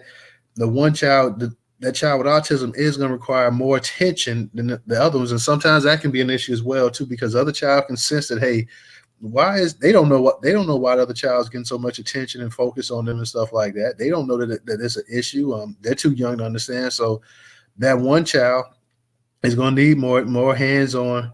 It's going to need more training. It's going to need more everything and stuff like that as well too. So sometimes the other kids, they feel left out as well too. Like, well, hey, why are you spending so much time? Why are you helping with this homework so much, and I have to do this on my own and stuff like that as well too. So definitely just tell your friend to hang in there. It's not an easy thing. I know initially I had went to some classes as well too, either also as well too. So see what's available in your area. I went to a couple you know, autism class, and then the social element when your kid is trying to, especially when they're little and they're going to school and stuff, and they're trying to make friends and stuff, and it's so hard, and you know, it wears on you as a parent yourself as well. So they're trying to make friends with other kids, and you know, other kids can sense that, you know, it's a little something, you know, a little bit different with them and stuff like that. So, you know, you have to worry about the bullying aspect as well too. And, you know, you have to worry about those issues as well too. So, you know, just prayers there, and hopefully your friend, they can go ahead and, you know, they can find something that works, because not all, that's one thing about autism, like any other person in the world, like no two autistic children are going to be the same. You know, you can have one that's on one level, one, they could both be both at the same level and be totally different. So that's the thing also that you have to just focus on too as well, because no two kids, autistic kids or kids that's not on the spectrum, you know, is going to be the same. So it's a developmental delay in terms of how they process information. It could even be in terms of how they eat food and they taste certain things, that the sensory. You know, like my son now, he eats things that, you know, 4, 5 years ago, 6 years ago, he would have never ate. He would have never eaten. But now, you know, as he's gotten older and stuff like that, and I know sometimes one of the biggest things people say is that, you know, you outgrow autism, and that's not true. They'll always be on the spectrum. They're always, but they outgrow certain things that come along with autism. You know, certain behaviors and things of that nature, they will outgrow depending on the child and depending on what level, what part of the spectrum that child is in as well too. Like you said, you have some children that's nonverbal, and I know that's got to be a real issue for the parents. So, you know, my heart definitely goes out, and I don't know why, man. I don't know why it's to this point that, you know, it's affecting black kids the way it is. And one thing I'm grateful of is that, say 25, 30 years ago, if your kids was back in school when I was coming up and stuff like that, the actual labels and the actual expectations that would have been put on that child would have been so low, and they would have told you that your child couldn't do this and couldn't do that, and, you know, just the bare minimum in life they should expect and this and that or whatever. And, you know, they try to tell my sister that about my nephew, and he wasn't autistic, but he did have a speech delay. They were telling him that he would, at best, he would be this and he would be that. Look, my nephew graduated high school when he was 16 and graduated college when he's 20, and he's working in corporate America as a some kind of financier. So I mean, he's making close to 6 figures. I think he has his own business making close to 6 figures. He's not even 30 yet. So all this stuff that they tried to put on him, you know, and like I said, he didn't have the issues that, you know, my son had, of course, but they're quick to put a label on a black child, especially a black male as well, too. If it's a black male, they want to go ahead and doom him for failure as well, too. So we got to be careful about that. Even if our children are somewhat what society views as different, we still have to go ahead and push that child for success as well too. We can't just sit up here and say, oh, well, yeah, accept failure and don't worry about it and just go ahead and get disability. No. Let's try to find something for that child. Let's see if we can get that child in college. Let's see if we can get that child some kind of trade or skill or something like that as well too. So we just can't give up on our kids because society wants to give up on them, especially when it's a black male. And we know there are more males with autism than females. I don't know why that is either, but you have women, you have girls that have autism, but for whatever reason, it seems to really impact boys more so than girls as well too. So we can't give up, constantly push. That's with me. I've always been hands-on with the teachers with my oldest one, I definitely take I go to the school, especially when they were going to schools where you had white principals and teachers and stuff like that. They knew me by first name. Whenever it was a parent-teacher conference, it was me who came there. They had to deal with me. I wanted to be hands-on with the homework. I wanted to know this and that. And God rest that. My mother and my father, they really helped out with the homework with those kids as well too. So God rest my mother, because she was hands-on with my son as well too. So, yeah, you as a man, you definitely got to have those men standing up and actually taking charge and going out there and letting the people know that, hey, I'm here and I'm gonna be here no matter what. So if it's a problem, it's an issue. And even my little one, when he started school and stuff, and he just cried when he's in pre-K. He didn't have autism, but I just come out there and eat lunch with him and stuff. Leave work and come out there and eat lunch with him in the cafeteria and stuff like that. So it is what it is as a father. Don't let people talk this nonsense about black dads or absence and this and that or whatever and all this other dumb stuff that they want to go ahead and put on black men, because that's BS. So let me go ahead real quick, Fred, before I get to you up in the Jumbotron, guys. On the left-hand side, the far left, we have the YouTube up in the YouTube channel up in the Jumbotron. Please go ahead and subscribe to the YouTube channel. Let's see if we can get a couple subscriptions a night if possible. If not, guys, go ahead on the left-hand side and retweet out the YouTube channel as well too. Retweet it out. If you're not going to subscribe, well, go ahead and subscribe and retweet it out. That helps as well too. So if you already subscribed, still retweet it out as well too. That helps some of your followers actually see it. Also, if you can, support us on Cash App, $Newstoter, $Newstoter. Newstoter is the largest Black-owned, Black American news media curation platform today in America. Once again, that is $Newstoter, Newstoter, the largest Black-owned, Black American news media curation platform today in America. If you do not have the Cash App, the PayPal, and Venmo is up in the Jumbotron as well too. So yes, let's go ahead and get to Mr. Fred. Fred, go ahead. I know you was kind of eager when Bobo was talking, so go ahead and you got it. All right, can you hear me? Yeah, I'm here. All right. Yes.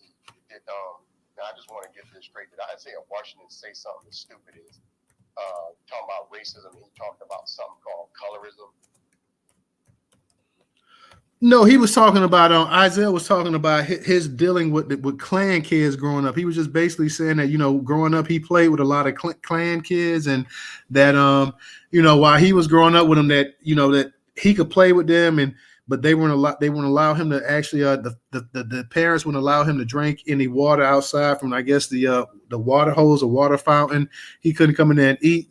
Whereas compared to when he was the Klan kids came over to his house, his mom would allow him to come in there and drink out the JFK glasses and eat as well too. So he was just saying that his dealing with the actual and he was wondering that maybe because he was a real Texan and a real American is why so many of them maybe support him to this day.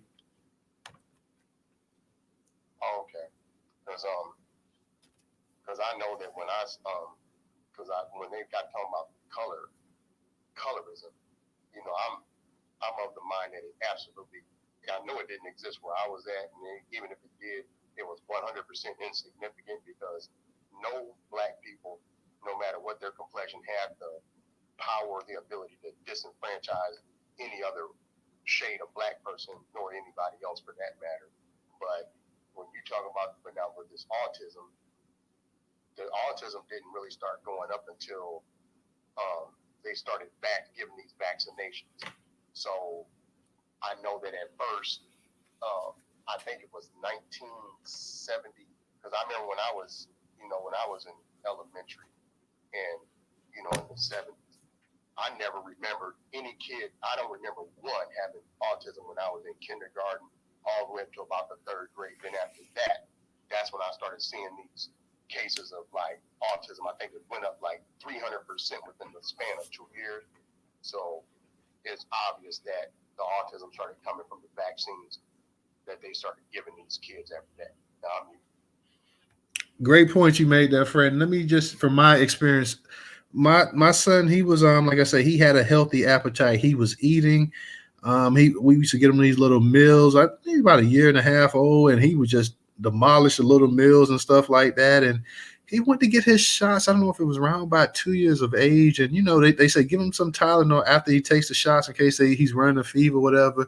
Because he was trying to, form his little words and stuff like that. He was trying to say his little words and stuff. And then, after that shot, and, at the time I didn't really think about it. I didn't put it in, I didn't, as a parent, I didn't really, I was like wondering like, why did his appetite change so much and stuff like that?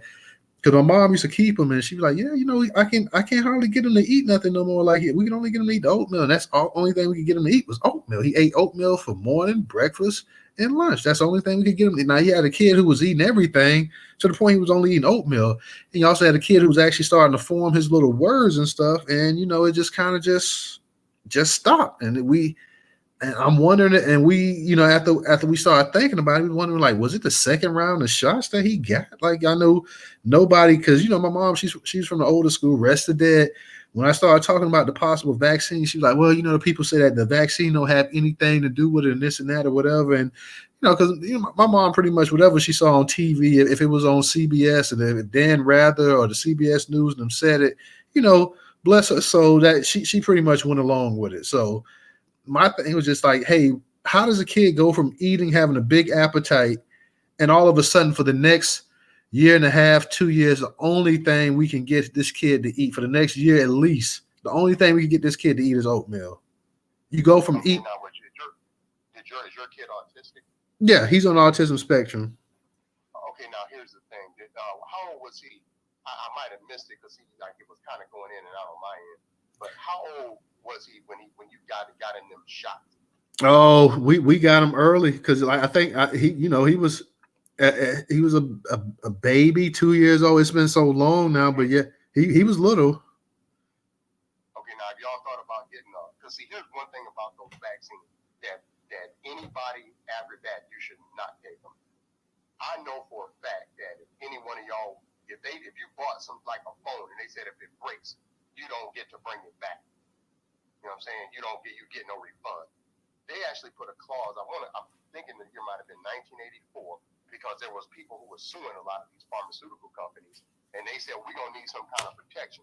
So what they did was they gave these pharmaceutical companies immunity just in case something doesn't go wrong. So basically, they can once you get these vaccines or these shots, whatever they are, you cannot legally go and sue for damages done. Yeah, a lot of times that's how they set it up too, Fred. Like I said, and at the time, I just, this is the first child. I didn't know anything about vaccines. I assume, because at the time I had vaccines growing up. We all had vaccines.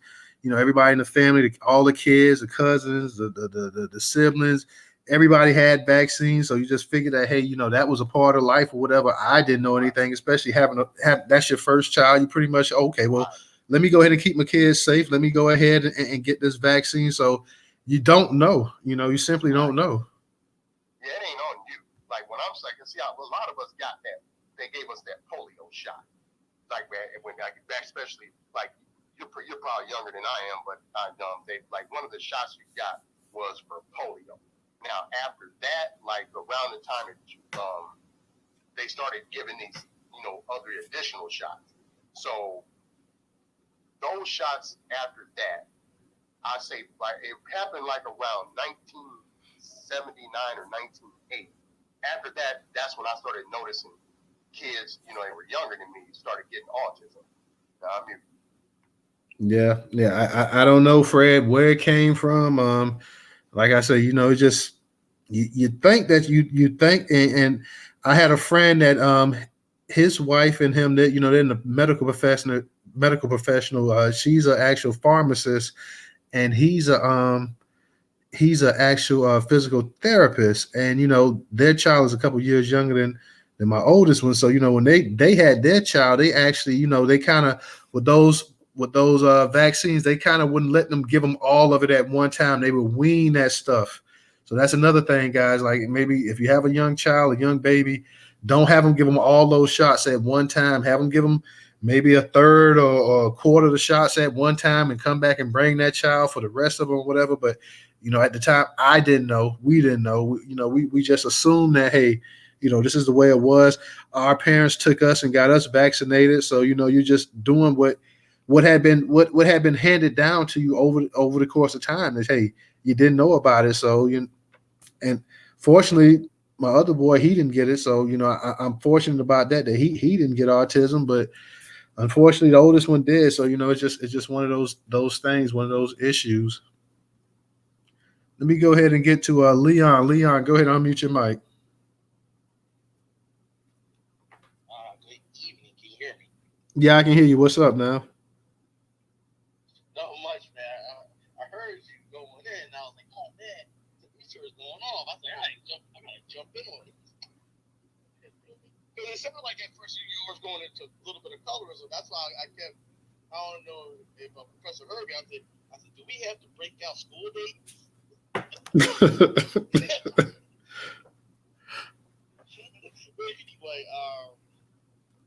to the topics at hand. Leon, can you turn it up a little bit louder if possible?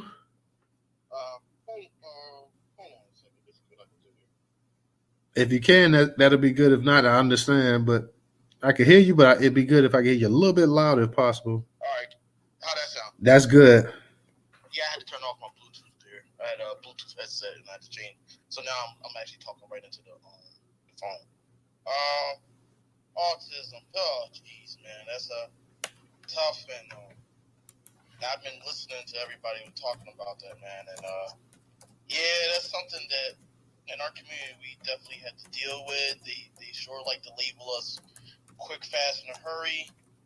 I don't know if I mentioned before, like my sister, she's an educator for 15 years, and she sees it all the time. And especially when it comes to the Black community, they quick to put that on us, but yet they don't like to give us the help that we need too, which is another slap in the face. But then again, when it comes to white dominance, we kind of need to expect that will happen, and I don't even want to say I was artistic back then, but I was labeled slow when I was growing up, as ADHD. Every now and then, at the age of 47 now, I still go through it now and then. I still have my what they call tics. I still go through my tics. It's not like you said. You'll never grow out. That's 100% fact. You'll never grow out. Pretty much what I did when I got older, my eating changed. Worked out more, so it kind of helped balance a little bit. But it's still there. I know it's still there. It always won't be there. You just got to deal with it. And I know about the Klan kids. Shoot, man. Living where I lived growing up, it was I would say majority white. It wasn't too many Black families. So, and I wouldn't say most of the kids I know were Klan kids, but sure their parents were racist as hell. So, you can say one half dozen of the other. But there was I do want to drop this. It was on Hulu, just came out. I posted in my thing. I'm trying to find what the name of it is. It's called The Grand Nighthawk, Infiltration of the KKK. This was a white guy, FBI operative that infiltrated the KKK in northern Florida. It's about an hour and a half. It's on Hulu. I'm sure you can probably find it on different other streaming networks, but it's something that needs to be watched, man. It's actually quite scary, in a way. But then again, it's not, because let's be honest. If the KKK only dealt with Black people, it wouldn't be an issue. You wouldn't have the FBI infiltrating them. But but the KKK, when they talk about the tiny hats, the J's, whatever you want to call them, that's the only reason why they actually stepped in and tried to infiltrate them. So let's just keep that a buck. So I did look at the Isaiah Washington clip that you just spoke. That's really, for him, what he said. I think just for me, like I said, being around white people, it's something I don't know. As growing up, you deal with the racism. I know I have, and it's a little different, and I don't want to put opinionation opinions on other people, how they were brought up. But you do thank God for my family, black on both sides. Thank goodness. They always reiterated of our culture and pride, and we all went through tough times. I know my father did, my mom, with my sister and brother. I mean, with my sister and me. It was only 4 of us. I'm the baby, so dealing with these Caucasoids since junior high, it's challenging. It's something that that few of us will go through, because if you're in a black majority city, with black majority people, you're not going to go through this like I did, and you're just not, especially at a young age. Now, as an adult, that's a different story when you're working. But when you're dealing with them, it's different. It's definitely different. It's more challenging with the most black people would ever imagine, except for maybe your grandparents are dealing with back in the Jim Crow days. But yeah, some of their attitudes are still prevalent to this day. When we talk about indoctrination, yes, they still do that to these kids, and even now I'm an adult and I'm working out in a predominantly white area for my job. I see it. I see the indoctrination. It's still going on. It's just something that they still in there. I guess it's part of their culture, whatever you want to call it. It's just something I know we don't look at. Then they do look at it. Their psyche is something we'll probably never want to figure out. I mean, we know how they kind of think. We really do. It is just we'll never figure it out. That's all I gotta say. And I'll land there. All right. Thank you, Leon. Appreciate it. Guys, like I say, make sure y'all go ahead and subscribe to that actual YouTube channel as well, too. I put something up in the Jumbotron about autism. It's a link that Sister No Taxation sent to me in the back channel. I tweeted it out as well, too. So go ahead. I'm not sure if it may be offering some services for anybody who has autism, who has a child with autism. Go ahead and check that out. I put that up in the Jumbotron on the far left-hand side as well, too. So go ahead. If you get a chance, just tweet out that link. If you do have a child or you know somebody that has a child that might be on the spectrum, go ahead and check out check out the actual link and see what kind of services that you may be able to get, or whatever helpful tips that you may be able to get as well, too, also from that as well, too. So let me go ahead real quick and kick it to Original. Go ahead. And Professor, I see you came back up here. I'm going to move for 1 second, dip for 1 second. Go ahead and hold it down for me, Original. Go ahead. I'll be right back. Let me put this bleaching cream on my skin real good. I want to make sure. No, come on, Original. Hey, look, don't turn into Stacey Dash now. But what I'm gonna, if you listen to Newstoter, what I'm going to say to you is that we were discussing this with some people that I know. We were discussing this issue of autism some years ago, and like when you said that your friends who were working in the medical field or the pharmaceutical field, how they spread their children vaccinations out. One of the things that was found was that they would, of course, the CDC and others don't want to admit it, but they said, see, when they want to give these children this measles, mumps, and rubella vaccine all combined into one, there are some that have said that is one of the causes that, that's one of the side effects that it causes autism in these children. And they don't want to admit it, because remember, there was a whistleblower that came out several years ago. Since I've been here, it was when Barack was in office. A whistleblower from the CDC came out, and he was saying that they was intentionally giving autism to these black boys, predominantly black boys. And so it was kind of crazy. And there were some people that went out and said, here's the issue. This is why you can't trust, old black media and white media of any kind, whether it's new or old. People went out and they picketed the CDC. Now, with all the news stations here in Atlanta, plus CNN being based here, no news coverage on the news when they went out there and picketed the CDC. So that's what some people are saying is that it's how they administer and see. They know what they're doing because we are the most studied people on this planet.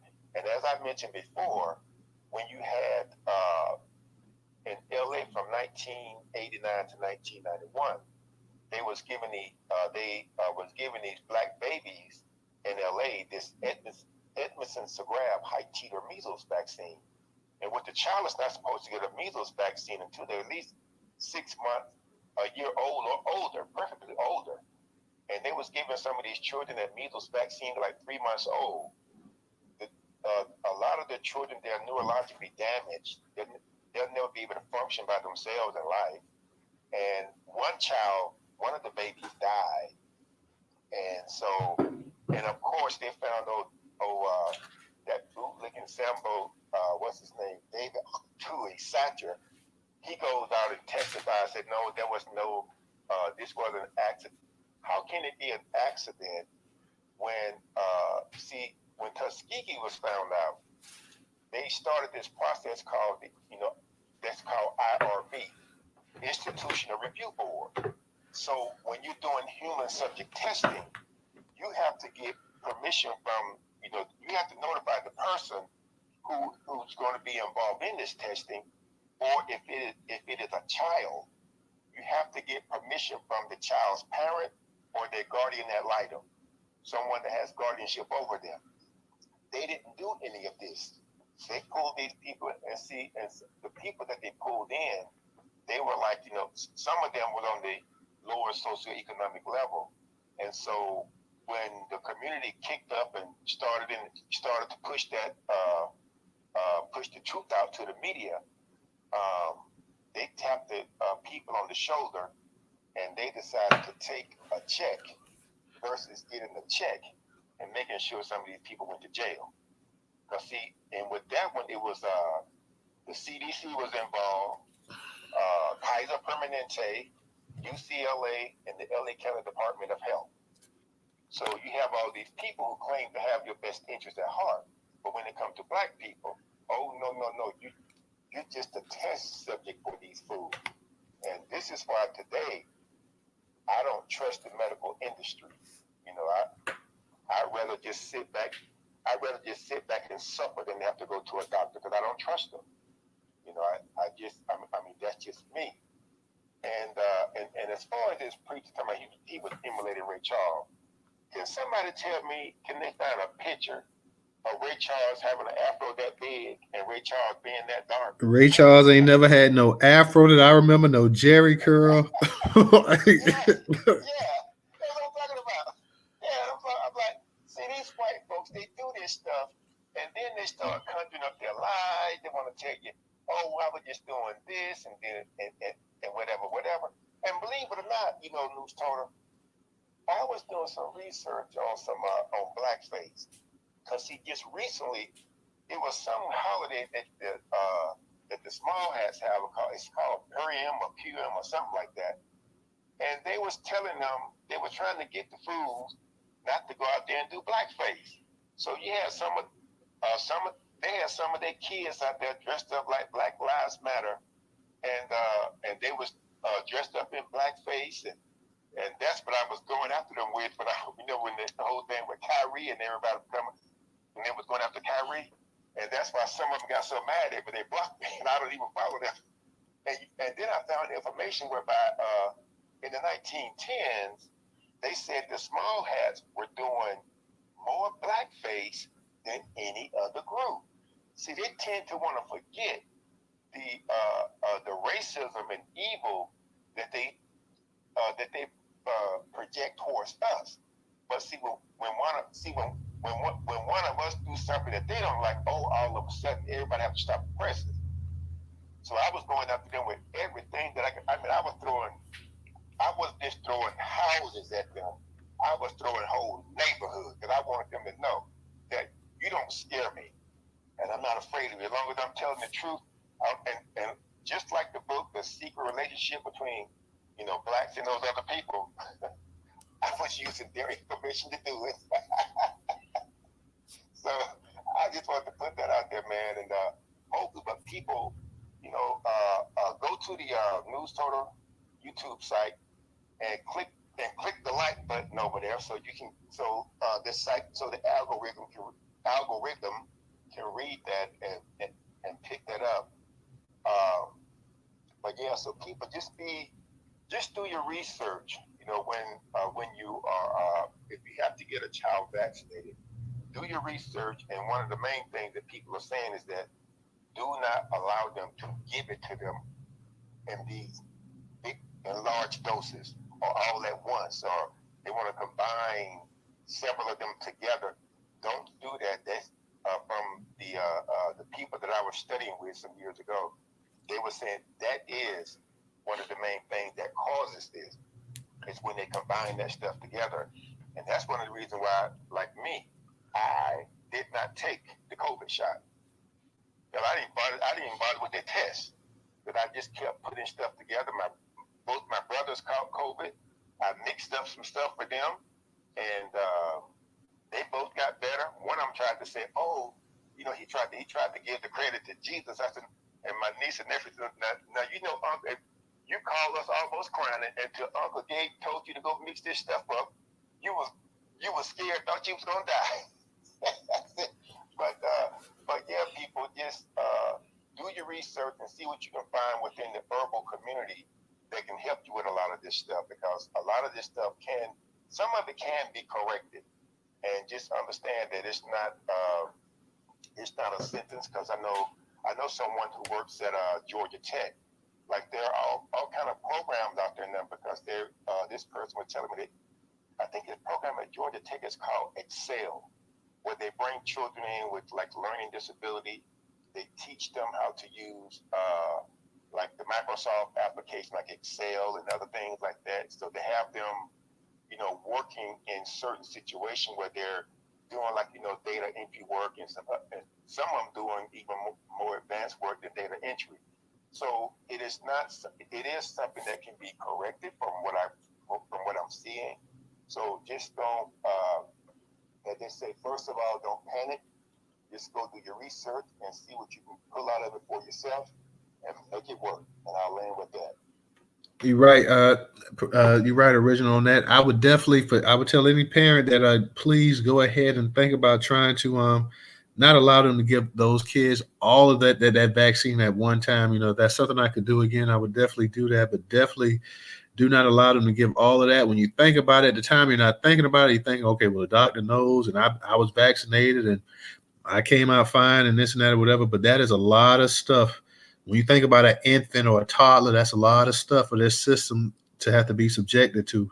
So definitely go ahead and try to, get that stuff here and there as much as possible. Tell them what's the minimal. Exactly, find out exactly how many actual doses are in there, how many actual medicines or whatever is in that actual vaccination as well too, and tell them that, hey, you want the very minimal. We're not doing a combo here. We're not going to go ahead and subject this baby basically to all of this stuff as well. So definitely that's something I would definitely tell any parent to go ahead and definitely try not to get all of that stuff at one time. If you could just go ahead and get the bare minimum and let them know that, hey, we can come in here now and we can come in here a month or two later and get the rest, or we can just go ahead and we can, over the next 4 months or so, we can come in here and we can get a quarter at a time or whatever. So let's just go ahead and try to do it that way.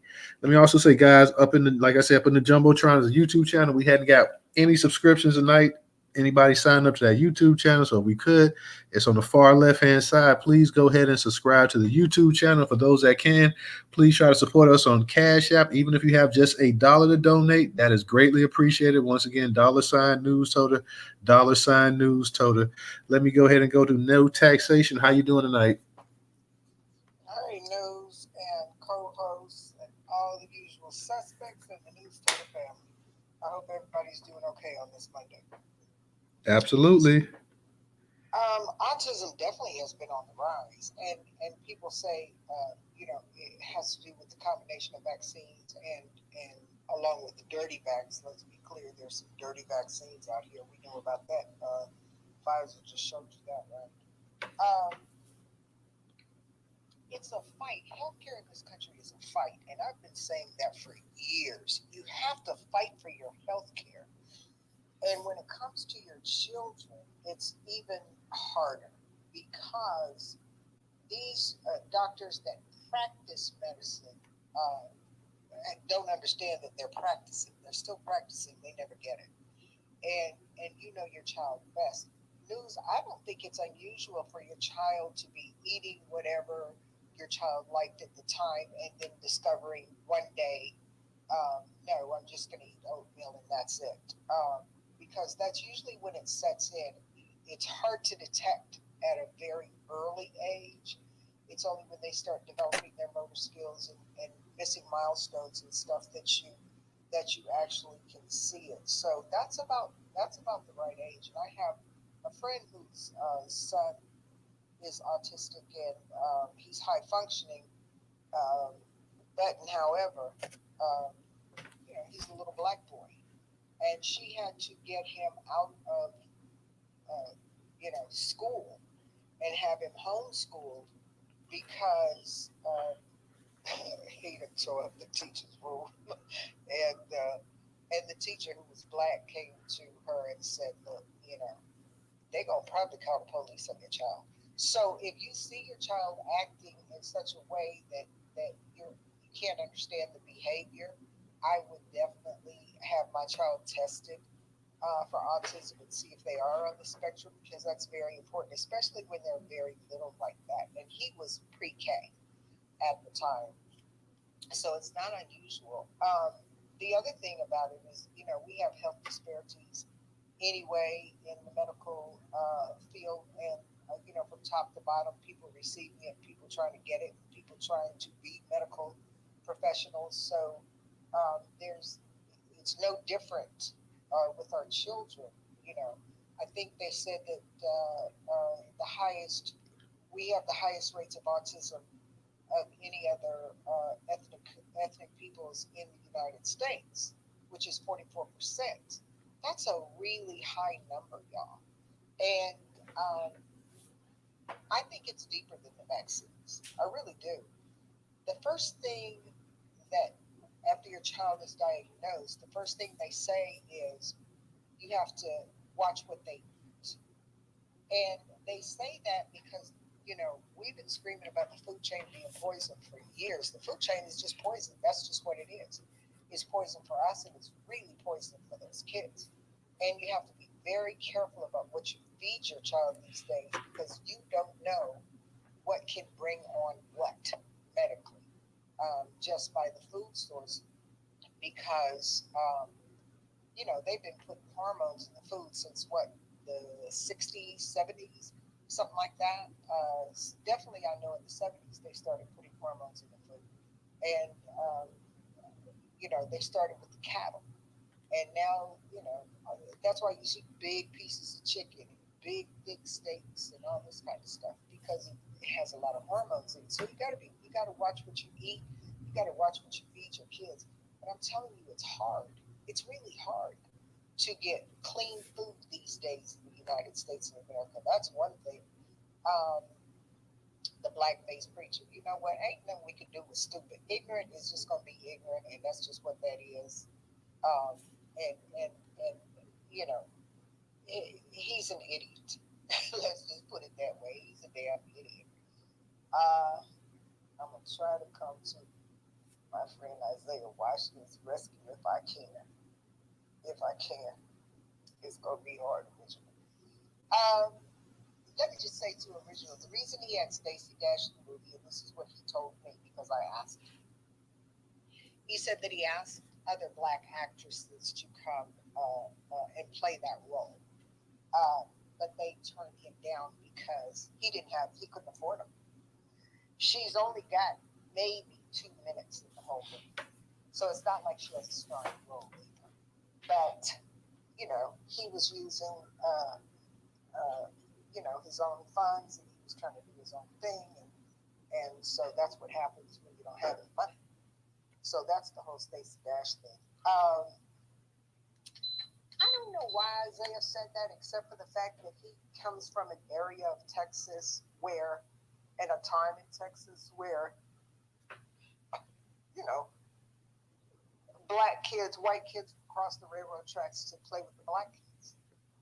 That was not unusual at that time in America. I don't know if we had the railroad tracks, but certainly there was a street. And, even like when I was growing up, there was white kids in the neighborhood, and we could play outside. They couldn't come in our house, though. See, my mother and father had rules. You could play with them outside, but as soon as you come in, you got to take all your clothes off.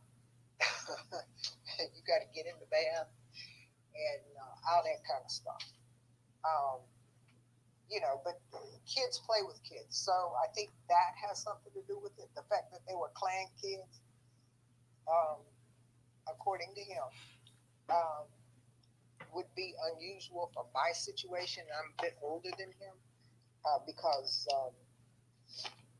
I don't remember, no Klan, my mother and father didn't do that Klan stuff, so that wouldn't have never happened with me. And I can't remember, there was only one little white girl in our neighborhood when I was young coming up. And I died to go in her house because I was not allowed in their house. She wasn't allowed in our house. And we went to school, we didn't walk to school together, because back in those days we didn't even have buses. But, she went to the same school as me. No, she didn't. She went to Clifton Hill, which was the public school, and I went to the Catholic school where there was no black folks at. And nobody played with me. Okay, and I didn't play with nobody because they were nasty. Now those were Klan kids, but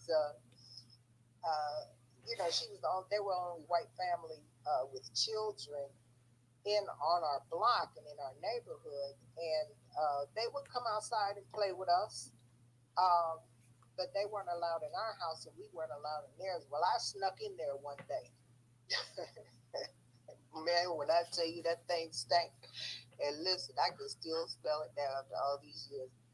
And my mother liked to have had a fit, when she found out I went up in there, because I had to tell her. I said, "Mom, it stinks in there." I went in the house. I was being honest, and she flung me around a little bit. Wait till your daddy get home and that kind of stuff. So I didn't have the same experience, but I would imagine small town in Texas, people owning their own land, especially, that they would be down there. Now, whether he exaggerated and said they were Klan kids, I don't know. That would be something I would have to ask him. I will say this about Isaiah Washington. When I was working with Darity, which is how I met him, he wanted to be involved with the reparationist movement because he believes that black folks should have reparations. So I have to give him that. His thinking is different from mine. Of course, he's an entertainer, he's an actor, and some of this is, probably trying to draw attention to himself and to whatever work he's doing, the movie he made. So I'm sure that plays a role into it because you have to be sort of bombastic and enjoy the limelight and do anything if you're on that stage, maybe not anything, but anything to draw attention to yourself and to your work. So that's the name of the game. So I imagine that plays a role into it. I also believe that that he probably did play with white kids when he was little and have some white teachers who he thought well of when he was little. But when you're very young, you don't have the same discernment you have at the age of reason, which happens around 12, So if he's talking about anything 8 and under or around the age of 8, I can see how he had a certain kind of fondness or a memory of those people weren't bad to me, but I knew they didn't like my color. I knew they didn't like black people, type of thinking, because that's what I was told. So, in some ways I get it. The whole Klan part, that's the part I'm not getting. How does he know they were Klan kids? Because if they were truly Klan kids, then why you didn't have a cross in your front lawn or in front of your mama's house or something like that part I don't get. Now, had he said white, it would have sounded different, you know. He said Klan, so I think that's the bombastic part. And I'm gonna call him and tell him he need to stop upsetting the village. And that's all I'm gonna say on that. Thank you. All right. Thank you, sister. Glad to hear from you tonight. Glad to hear from you tonight. Let me go ahead. Denise, I know you had your hand up. Did you want to say something? Yeah, I have to agree with Sister No Taxation. Klan kids, I hardly doubt it. Very racist kids or their parents, probably so. Okay? No Klan's kids is playing with you. Please believe. Under no circumstances. Not in this lifetime or the next. But on the topic of autism, as a mother of a 31-year-old autistic child who was born in 92, okay, and was diagnosed in 94, which is an important year, right? I can tell you, while a lot of people would like to believe that the vaccine, and I'm not saying that it doesn't, right? But at this present time and moment, they don't know what the hell causes autism, okay? They don't. They still don't, okay? And they're not likely to tell the truth about, if they do find out, they're unlikely to tell the truth about it. I said all that to say this. The numbers that are spiking for all of a sudden our children as opposed to all the other ones comes from the spectrum. Now, autism has been around since 1908, and it was considered a childhood form of schizophrenia. All right? The spectrum, guess what, boys and girls, showed up in 1994. All right? And you know what they did with that spectrum? They took a bunch of other stuff that are really not autism, but just motor delay things, dyslexia, the whole 9 yards, stuff, all that stuff in the spectrum. And guess what? Now they can say more black kids have autism. Yeah. Okay? Kids that stutter, how the fuck is stuttering autism? People have been stuttering since Moses walked the earth. Okay? They took all of those little clicks and things that might have happened to black children and said, this is autism. That is one of the good reasons why our numbers have spiked. Doesn't mean that your child is autistic, because as you heard in this very room, some people, oh, well, I was diagnosed with it, but then I outgrew it, or it just went away, or they can't explain why they diagnosed this black child as autistic, and then next thing you know, this child is graduating from college early in the whole damn 9 yards. Tell you why? Because of the spectrum. Okay? A lot of kids that were diagnosed with autism are dyslexic, not autistic. But they stuck them right over there in that group. Okay?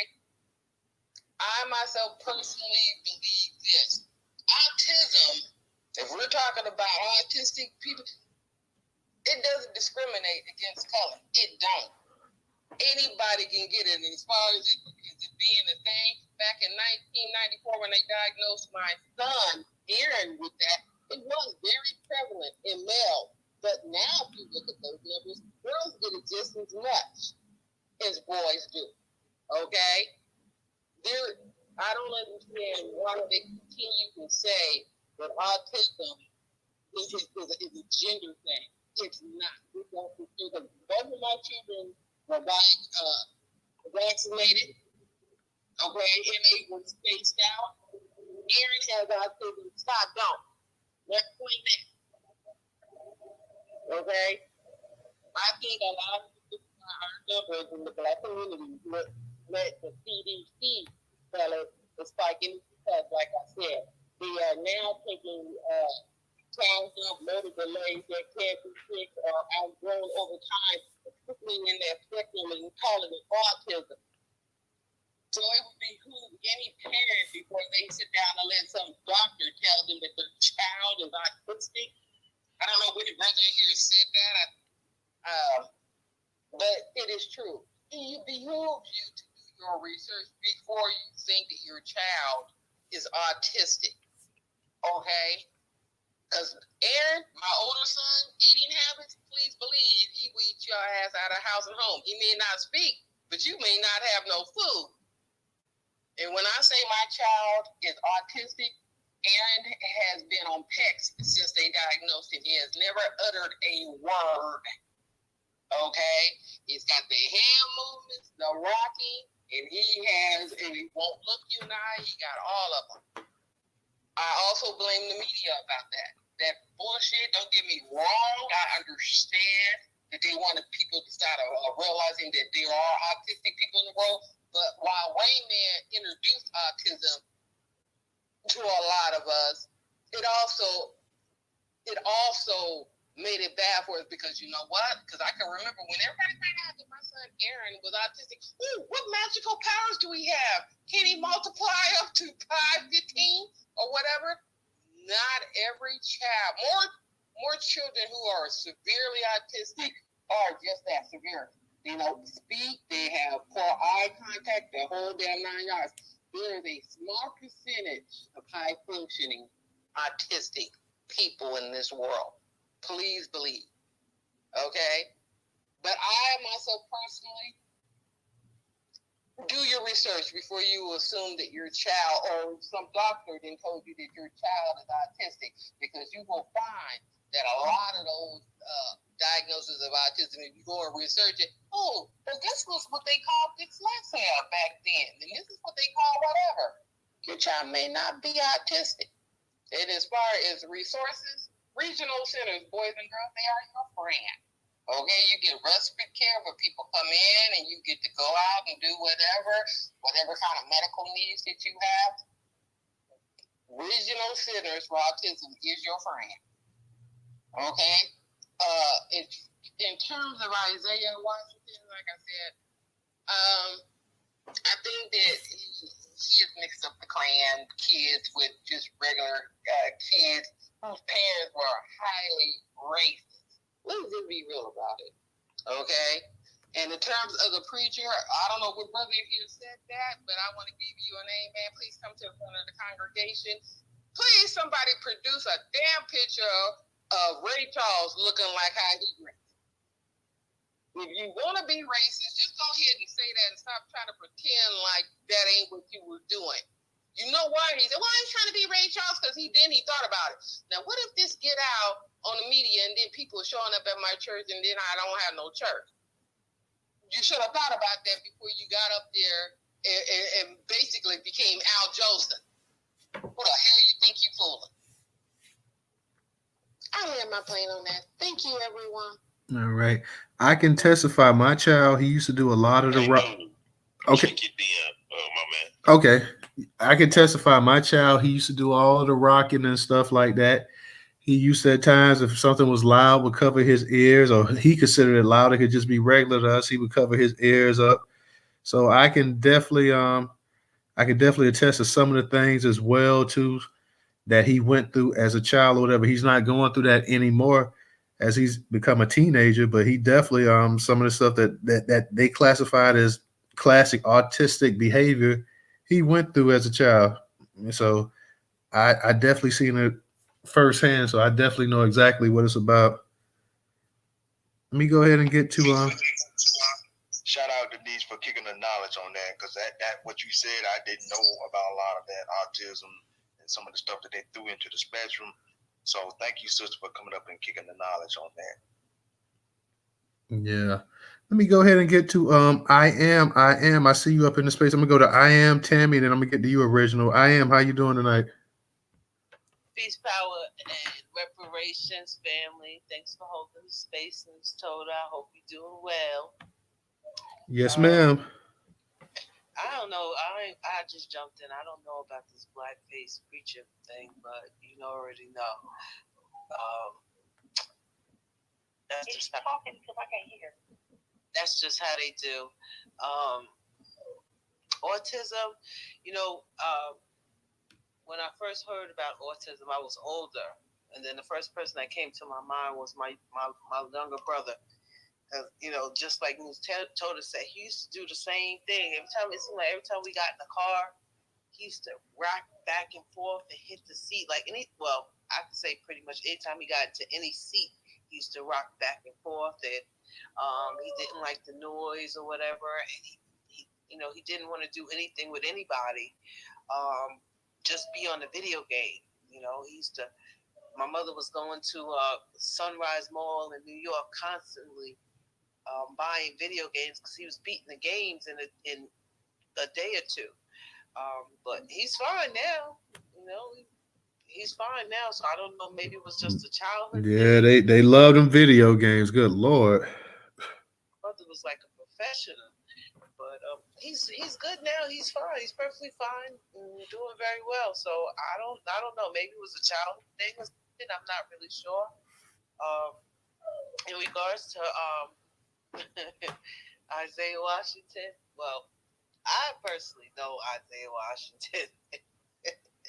Isaiah Washington bought me my first iPhone. I was Team Samsung, and he teamed up with me. And when I started my movement,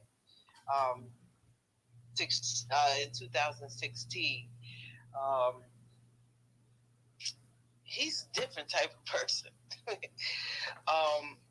But one of the issues that we had is he was into this diversity thing. My movement was just for Black people. That's it. And he wanted to include everybody. Well, you're not gonna get no checks from the white people and all this other nonsense, and which led to our falling out. But I seen, we rectified and made up and everything else like that. We cool. We talk on the back channel all the time.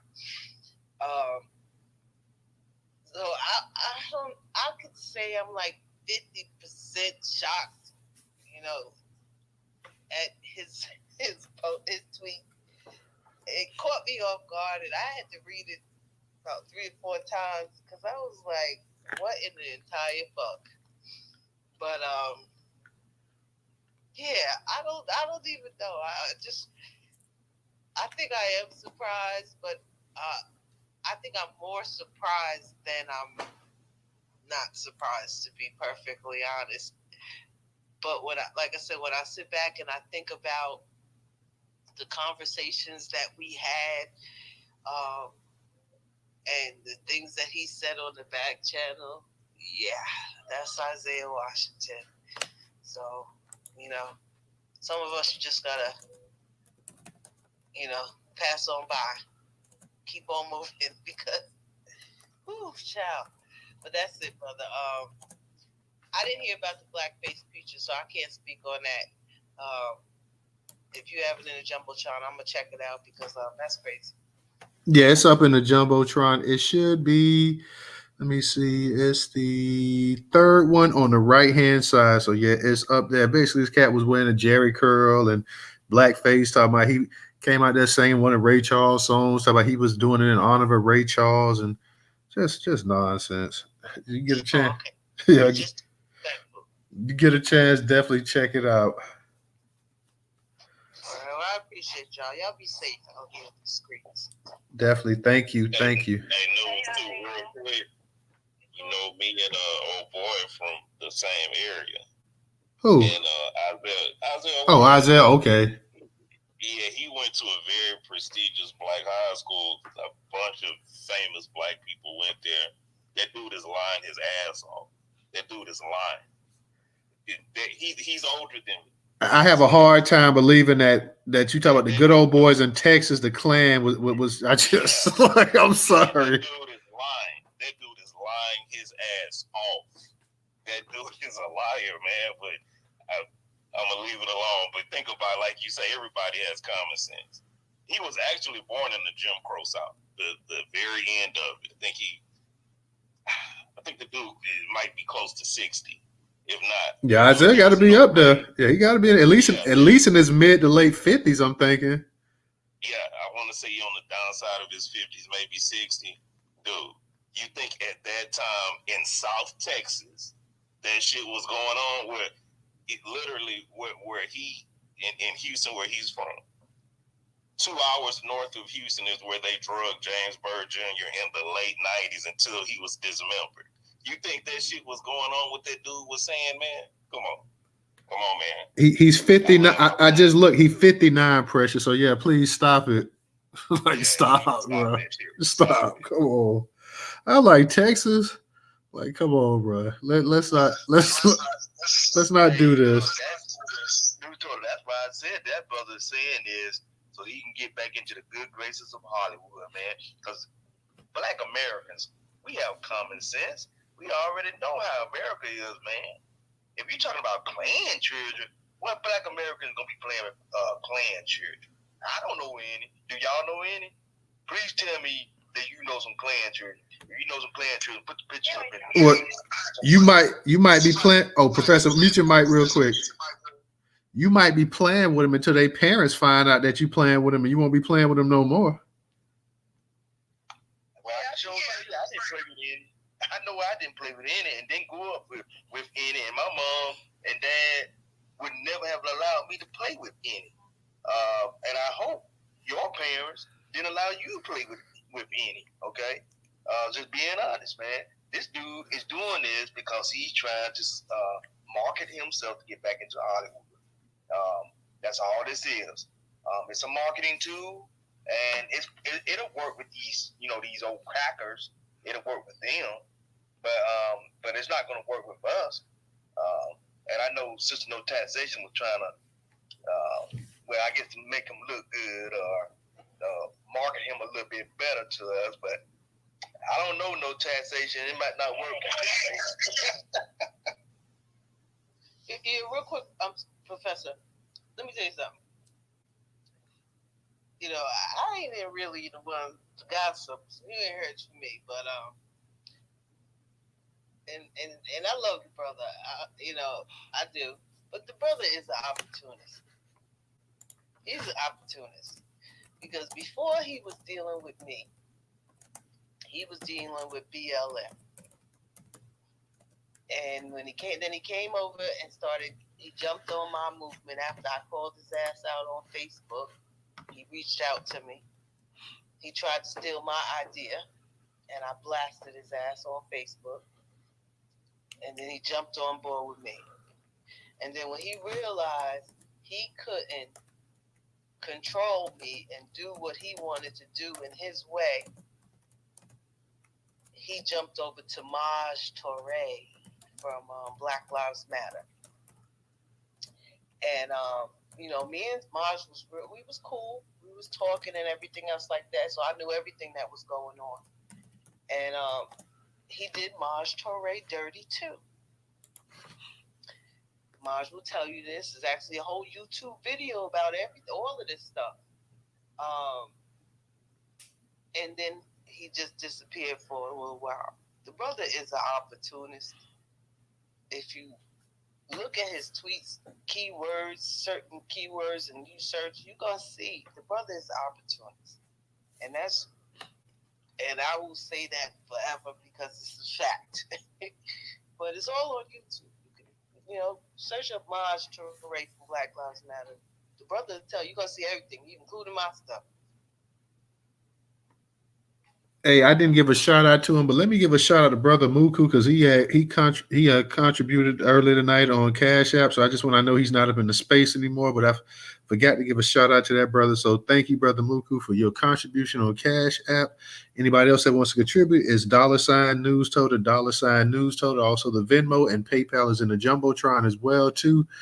Tammy, I see you up here and you came off the mic. Did you want to speak? I know you normally raise your hand. Do you? What happened to your hand?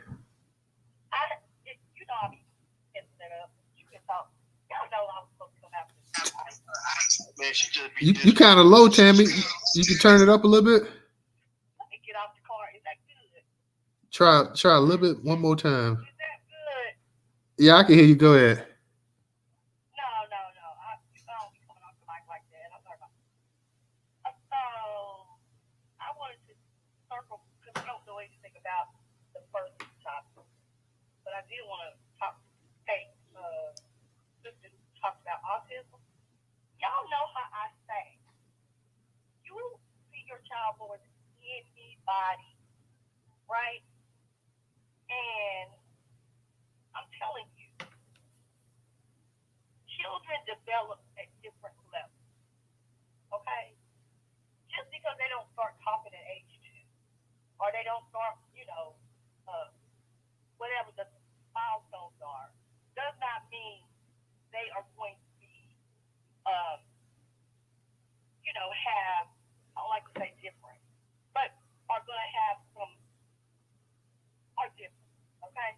Let me say, Ron Archer, I told you I just read his book, and it's a Christian book, but he grew up, and he had dyslexia as well. No, he stuttered. He stuttered. And he had some, met with a speech therapist, regularly, and they had put him, because he had stuttered, they put him in special education. We got to be careful with that too, because a lot of these kids just need a little extra love, a little extra time, and stop putting so much pressure on a timeline. He is a renowned speaker, and he has a photographic memory. See, we gotta stop allowing schools that aren't made for kids, no kids, dictate what disorders they might have, because usually it's inactive. And ADHD. I was around my little niece today. She definitely has ADHD. I can definitely diagnose her with it. If you see your child, don't need to put all these diagnoses and ODD. I mean, schools, white kids don't get those diagnoses in school because their parents usually have enough money to go do it private, so it's not on record. We usually don't have that luxury, and schools won't take time to really work one-on-one. Usually have the money in the budget, because we give over $600 billion to schools, but nothing's ever in the budget. We got to start following this budget system, but that's another conversation. You know your child better than anybody, so you don't let them be, you need an IEP. No, you might need one. I never hear a teacher question about how she teaches. I never hear that. I never hear anyone complain about how a school is the leadership. The only time I hear it is when they're calling our kids an N-word, or they didn't let them go to the bathroom. Y'all, we got to stop believing everything the white people say, because usually it's in a system that we already know needs to be disrupted. Thanks. Hi, everybody. Hey, what's up, Tammy? Thank you. Thank you there, Disruptor. All righty. Original, I'm going to let you be the last speaker for the night, then we're going to go ahead and close this space out. So go ahead, Original. What's up, Disruptor? Yeah, what I want to say is this, though, Newstoter, is that I think the reason that, one of the reasons that could be the reason that autism is spiking in our community, in the Black community, I would say, is because we don't have anyone advocating for us. Because, see, there was a doctoral thesis that came out several years ago. The title of it is In Search of Purity, Popular Eugenics and Racial Uplift Among New Negroes from 1915 to 1935. And the author of that thesis is Chantella Sherman. And what she talked about was how Du Bois, Booker T. Washington, Mary McLeod Bethune, there were some others too, whereby they was working with these racist white eugenicists and basically, going along with them, trying to say that, we were whatever, and we needed to, because we were like a burden on the race and this, that, and whatever. I mean, it's just crazy. And so, because you would not see a Black politician on the local, state, or national level advocating for Black people when it comes to medical issues. Because see, the majority of them, they take money from the medical industry, or if they say something, someone from the medical industry would contact one of their white donors and say, you need to tell them to shut up, you know, and then more than likely, unless they have that true active voice, they'll shut up so they can continue to get that money. So I think that's one of the reasons, because there's something to this as far as why it, or we know how they like to lie and say everything is worse among Black people. Anytime you say, oh, it's always worse, that seems to be the first lie they want to throw out there about it's worse among Black people. So I just want people to be aware of that, is that maybe the reason this is because these Black people will not speak up in our defense, because they're so concerned about being elected and being acknowledged by white people as well. And so, yeah, I just want people to be aware of that. Oh, and let me say, no taxation. See, I was going back and forth with Isaiah Washington on social media regarding Stacey Dash, and he said that same thing to me, that he had offered that role to other Black women, but my position was, I know there was at least one up and coming Black actress that could have taken it, whether they were well known or unknown or whatever, that could have taken that role. Because see, when people do to us what Stacey Dash did, at that point she became a permanent enemy.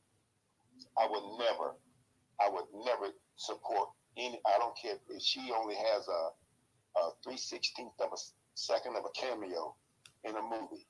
I ain't going to see it, because I'm not taking any of my money, because I think at some point we have to show these people that, look, you do not have the right to go out and disrespect us. It's one thing for you to disagree with us, to what, regardless whether you're political or religious belief. It's one thing to disagree, but it's a whole other thing to just go out there and just start trashing us. Because you can look at, and that's how I see these people.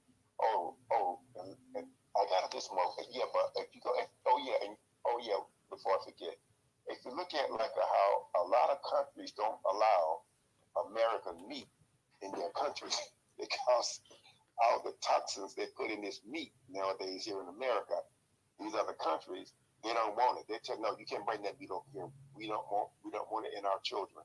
But see, that's why you see, even you look at a lot of the hormones specifically in meat. That's why you see a lot of young girls now, they start their menstruation at like 8, 9 years old. Some of them, or at least about 10 years old, and that right there did not occur when I was coming up. And so I just like to tell people to just understand, do your research and try to find, listen to media. Well, one media source that I listen to, that I go to sometimes, is Black Agenda Report. They have some great commentary over there, Black Agenda Report. There used to be another one, I think it was called the Black Commentary. I think they kind of figured out, but Black Agenda Report is still going strong. So I would say do some real research and check out other Black media that will spit out that truth and give it to you the way you're not going to get it. Just like how we hear stuff here in Newstoter space that we don't hear anywhere else, you see, or it's being discussed or whatever. And so that's the kind of media you want to start gravitating towards, because to depend on, the regular media or the new, even with the old, any kind of new Black media that's attached to the old, is not going to get it. It's just not going to happen. So I'm going to land with that. So you shut the space down. And Disruptor, put your hand down, because I'm the last caller. Goodbye. Y'all know I am spitting truth about Black treatment. Please, please,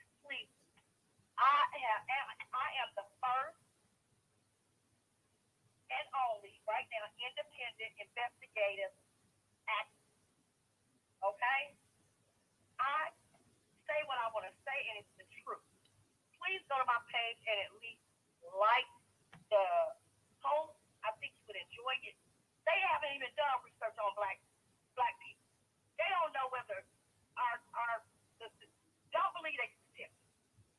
Because what they do is they'll say it's a black research study, but they use people of color. And we have to do something about that. Y'all, I've done 3 years of research and I'm rolling it out. But again, please participate. Please like my page or come by my page. But it's good information. We have got to start to disrupt and dismantle these systems. It's not enough to just talk about it. We got to feel about it. And as much flack as I'm getting, because they started with honesty. Disruptive. No, they know the truth. What's that book? An American Dilemma, The Negro Problem in Modern Democracy. Trust me, they have done extensive research on us. They know all about us. Well, they think they know all about us, and they've done other medical research on. See, the issue now is that people like myself, I will not participate in in a medical study. But I've worked in a research center before, and they would try to get me to sometimes ask me if I wanted to. I said, no, thank you. I'm good. They said, well, no, I'm good. I tell them I'm good. I'm not going to help you do anything as far as medical research. So they understand who we are. No, they don't. Because if they understood who we were, they wouldn't have to go back and forth. Let's talk about it in detail. Oh. Yeah, good. How you know DJ gonna hold his space? Yikes. We got 2 minutes. Somebody got an open mic, but yeah, we're gonna get ready to close this space. Yeah, we're gonna get ready to close this space out for the night. So I want to just give a shout out to everybody that came up in the space tonight. Thank you guys. This is I know even though we talked about Isaiah Washington, but the autism topic was very important. I'm glad that we were able to dig into that as well too. And what can you say about the blackface preacher except, hey, this is white America at its best. So he ain't the only one out there doing white folks. There's tens of thousands, maybe even millions of them out there still putting on their blackface at nighttime and going to little blackface balls and parties and everything like that as well too. So he ain't the only one. At least this cat came to his church with blackface. So that lets you know exactly how bold some of these folks are. So yeah, and Isaiah Washington, I think I am pretty much summed it up, and Professor summed it up as well too. My man trying to get that bag again. He trying to get back on TV. Isaiah want to be back in the movies. He can sit up here and talk about he retired, but Isaiah trying to get back up there in Hollywood as well too. So, because Isaiah at one time was hot. I mean, we talk about the Grey's Anatomy, but Isaiah was in a lot of different little black movies and everything else as well too. So Isaiah had it rolling at one time. So we'll see. He may be able to get back up there. He's trying his best right now. I know he had a GoFundMe at one time trying to secure a project. So we're not trying to hit on the brother's hustle or whatever. Just say we agree to disagree with what he's talking about with that Klan stuff in Texas, being almost 60 years of age. We find it all. Me, Professor, we're from the Deep South, and even though Texas isn't historically part of the original South, Texas is still racist as hell too. Like it's actually almost like it's an original member of the Deep South as well too. So I find that kind of hard to believe what he's talking about with the whole Klan thing and all that other nonsense. But hey, if that's what floats your boat, that's what floats your boat. So, what? Hey, Tammy. Come on, love. You coming off the mic now, and I'm about to close it out. DJ, you doing a space tonight, or you good? I think. Yeah, I'm being whooped by disruptor, so let's go. All right. So let me go ahead, y'all. Tammy, mute your mic, love. Jesus. Let me go ahead and get about the space, y'all. Shout out to everybody that came up in the space tonight, and appreciate you guys. We will see you guys tomorrow night, 8 p.m. Eastern Standard Time. So thank you once again. And check out DJ Space is about to start in a little bit. DJ, what time you starting the space? I'm about to start it right now. But hold on 1 second. I know you're closing out. Shout out to Black Pressure Chamber. I posted that in the Jumbotron about the autism. So if y'all want to get it real quick before we close out, go ahead right there. It should be in the Jumbotron top left-hand side. I retweeted it and I liked it. So go ahead though. All right. So appreciate that, guys. We'll go ahead and we'll check you guys out. And like I say, catch DJ Space. He's about to get it going. So shout out to everybody that came into space, hosts, co-hosts, listeners, everybody who tweeted out as well, too. So thank you guys, and we'll see you tomorrow night.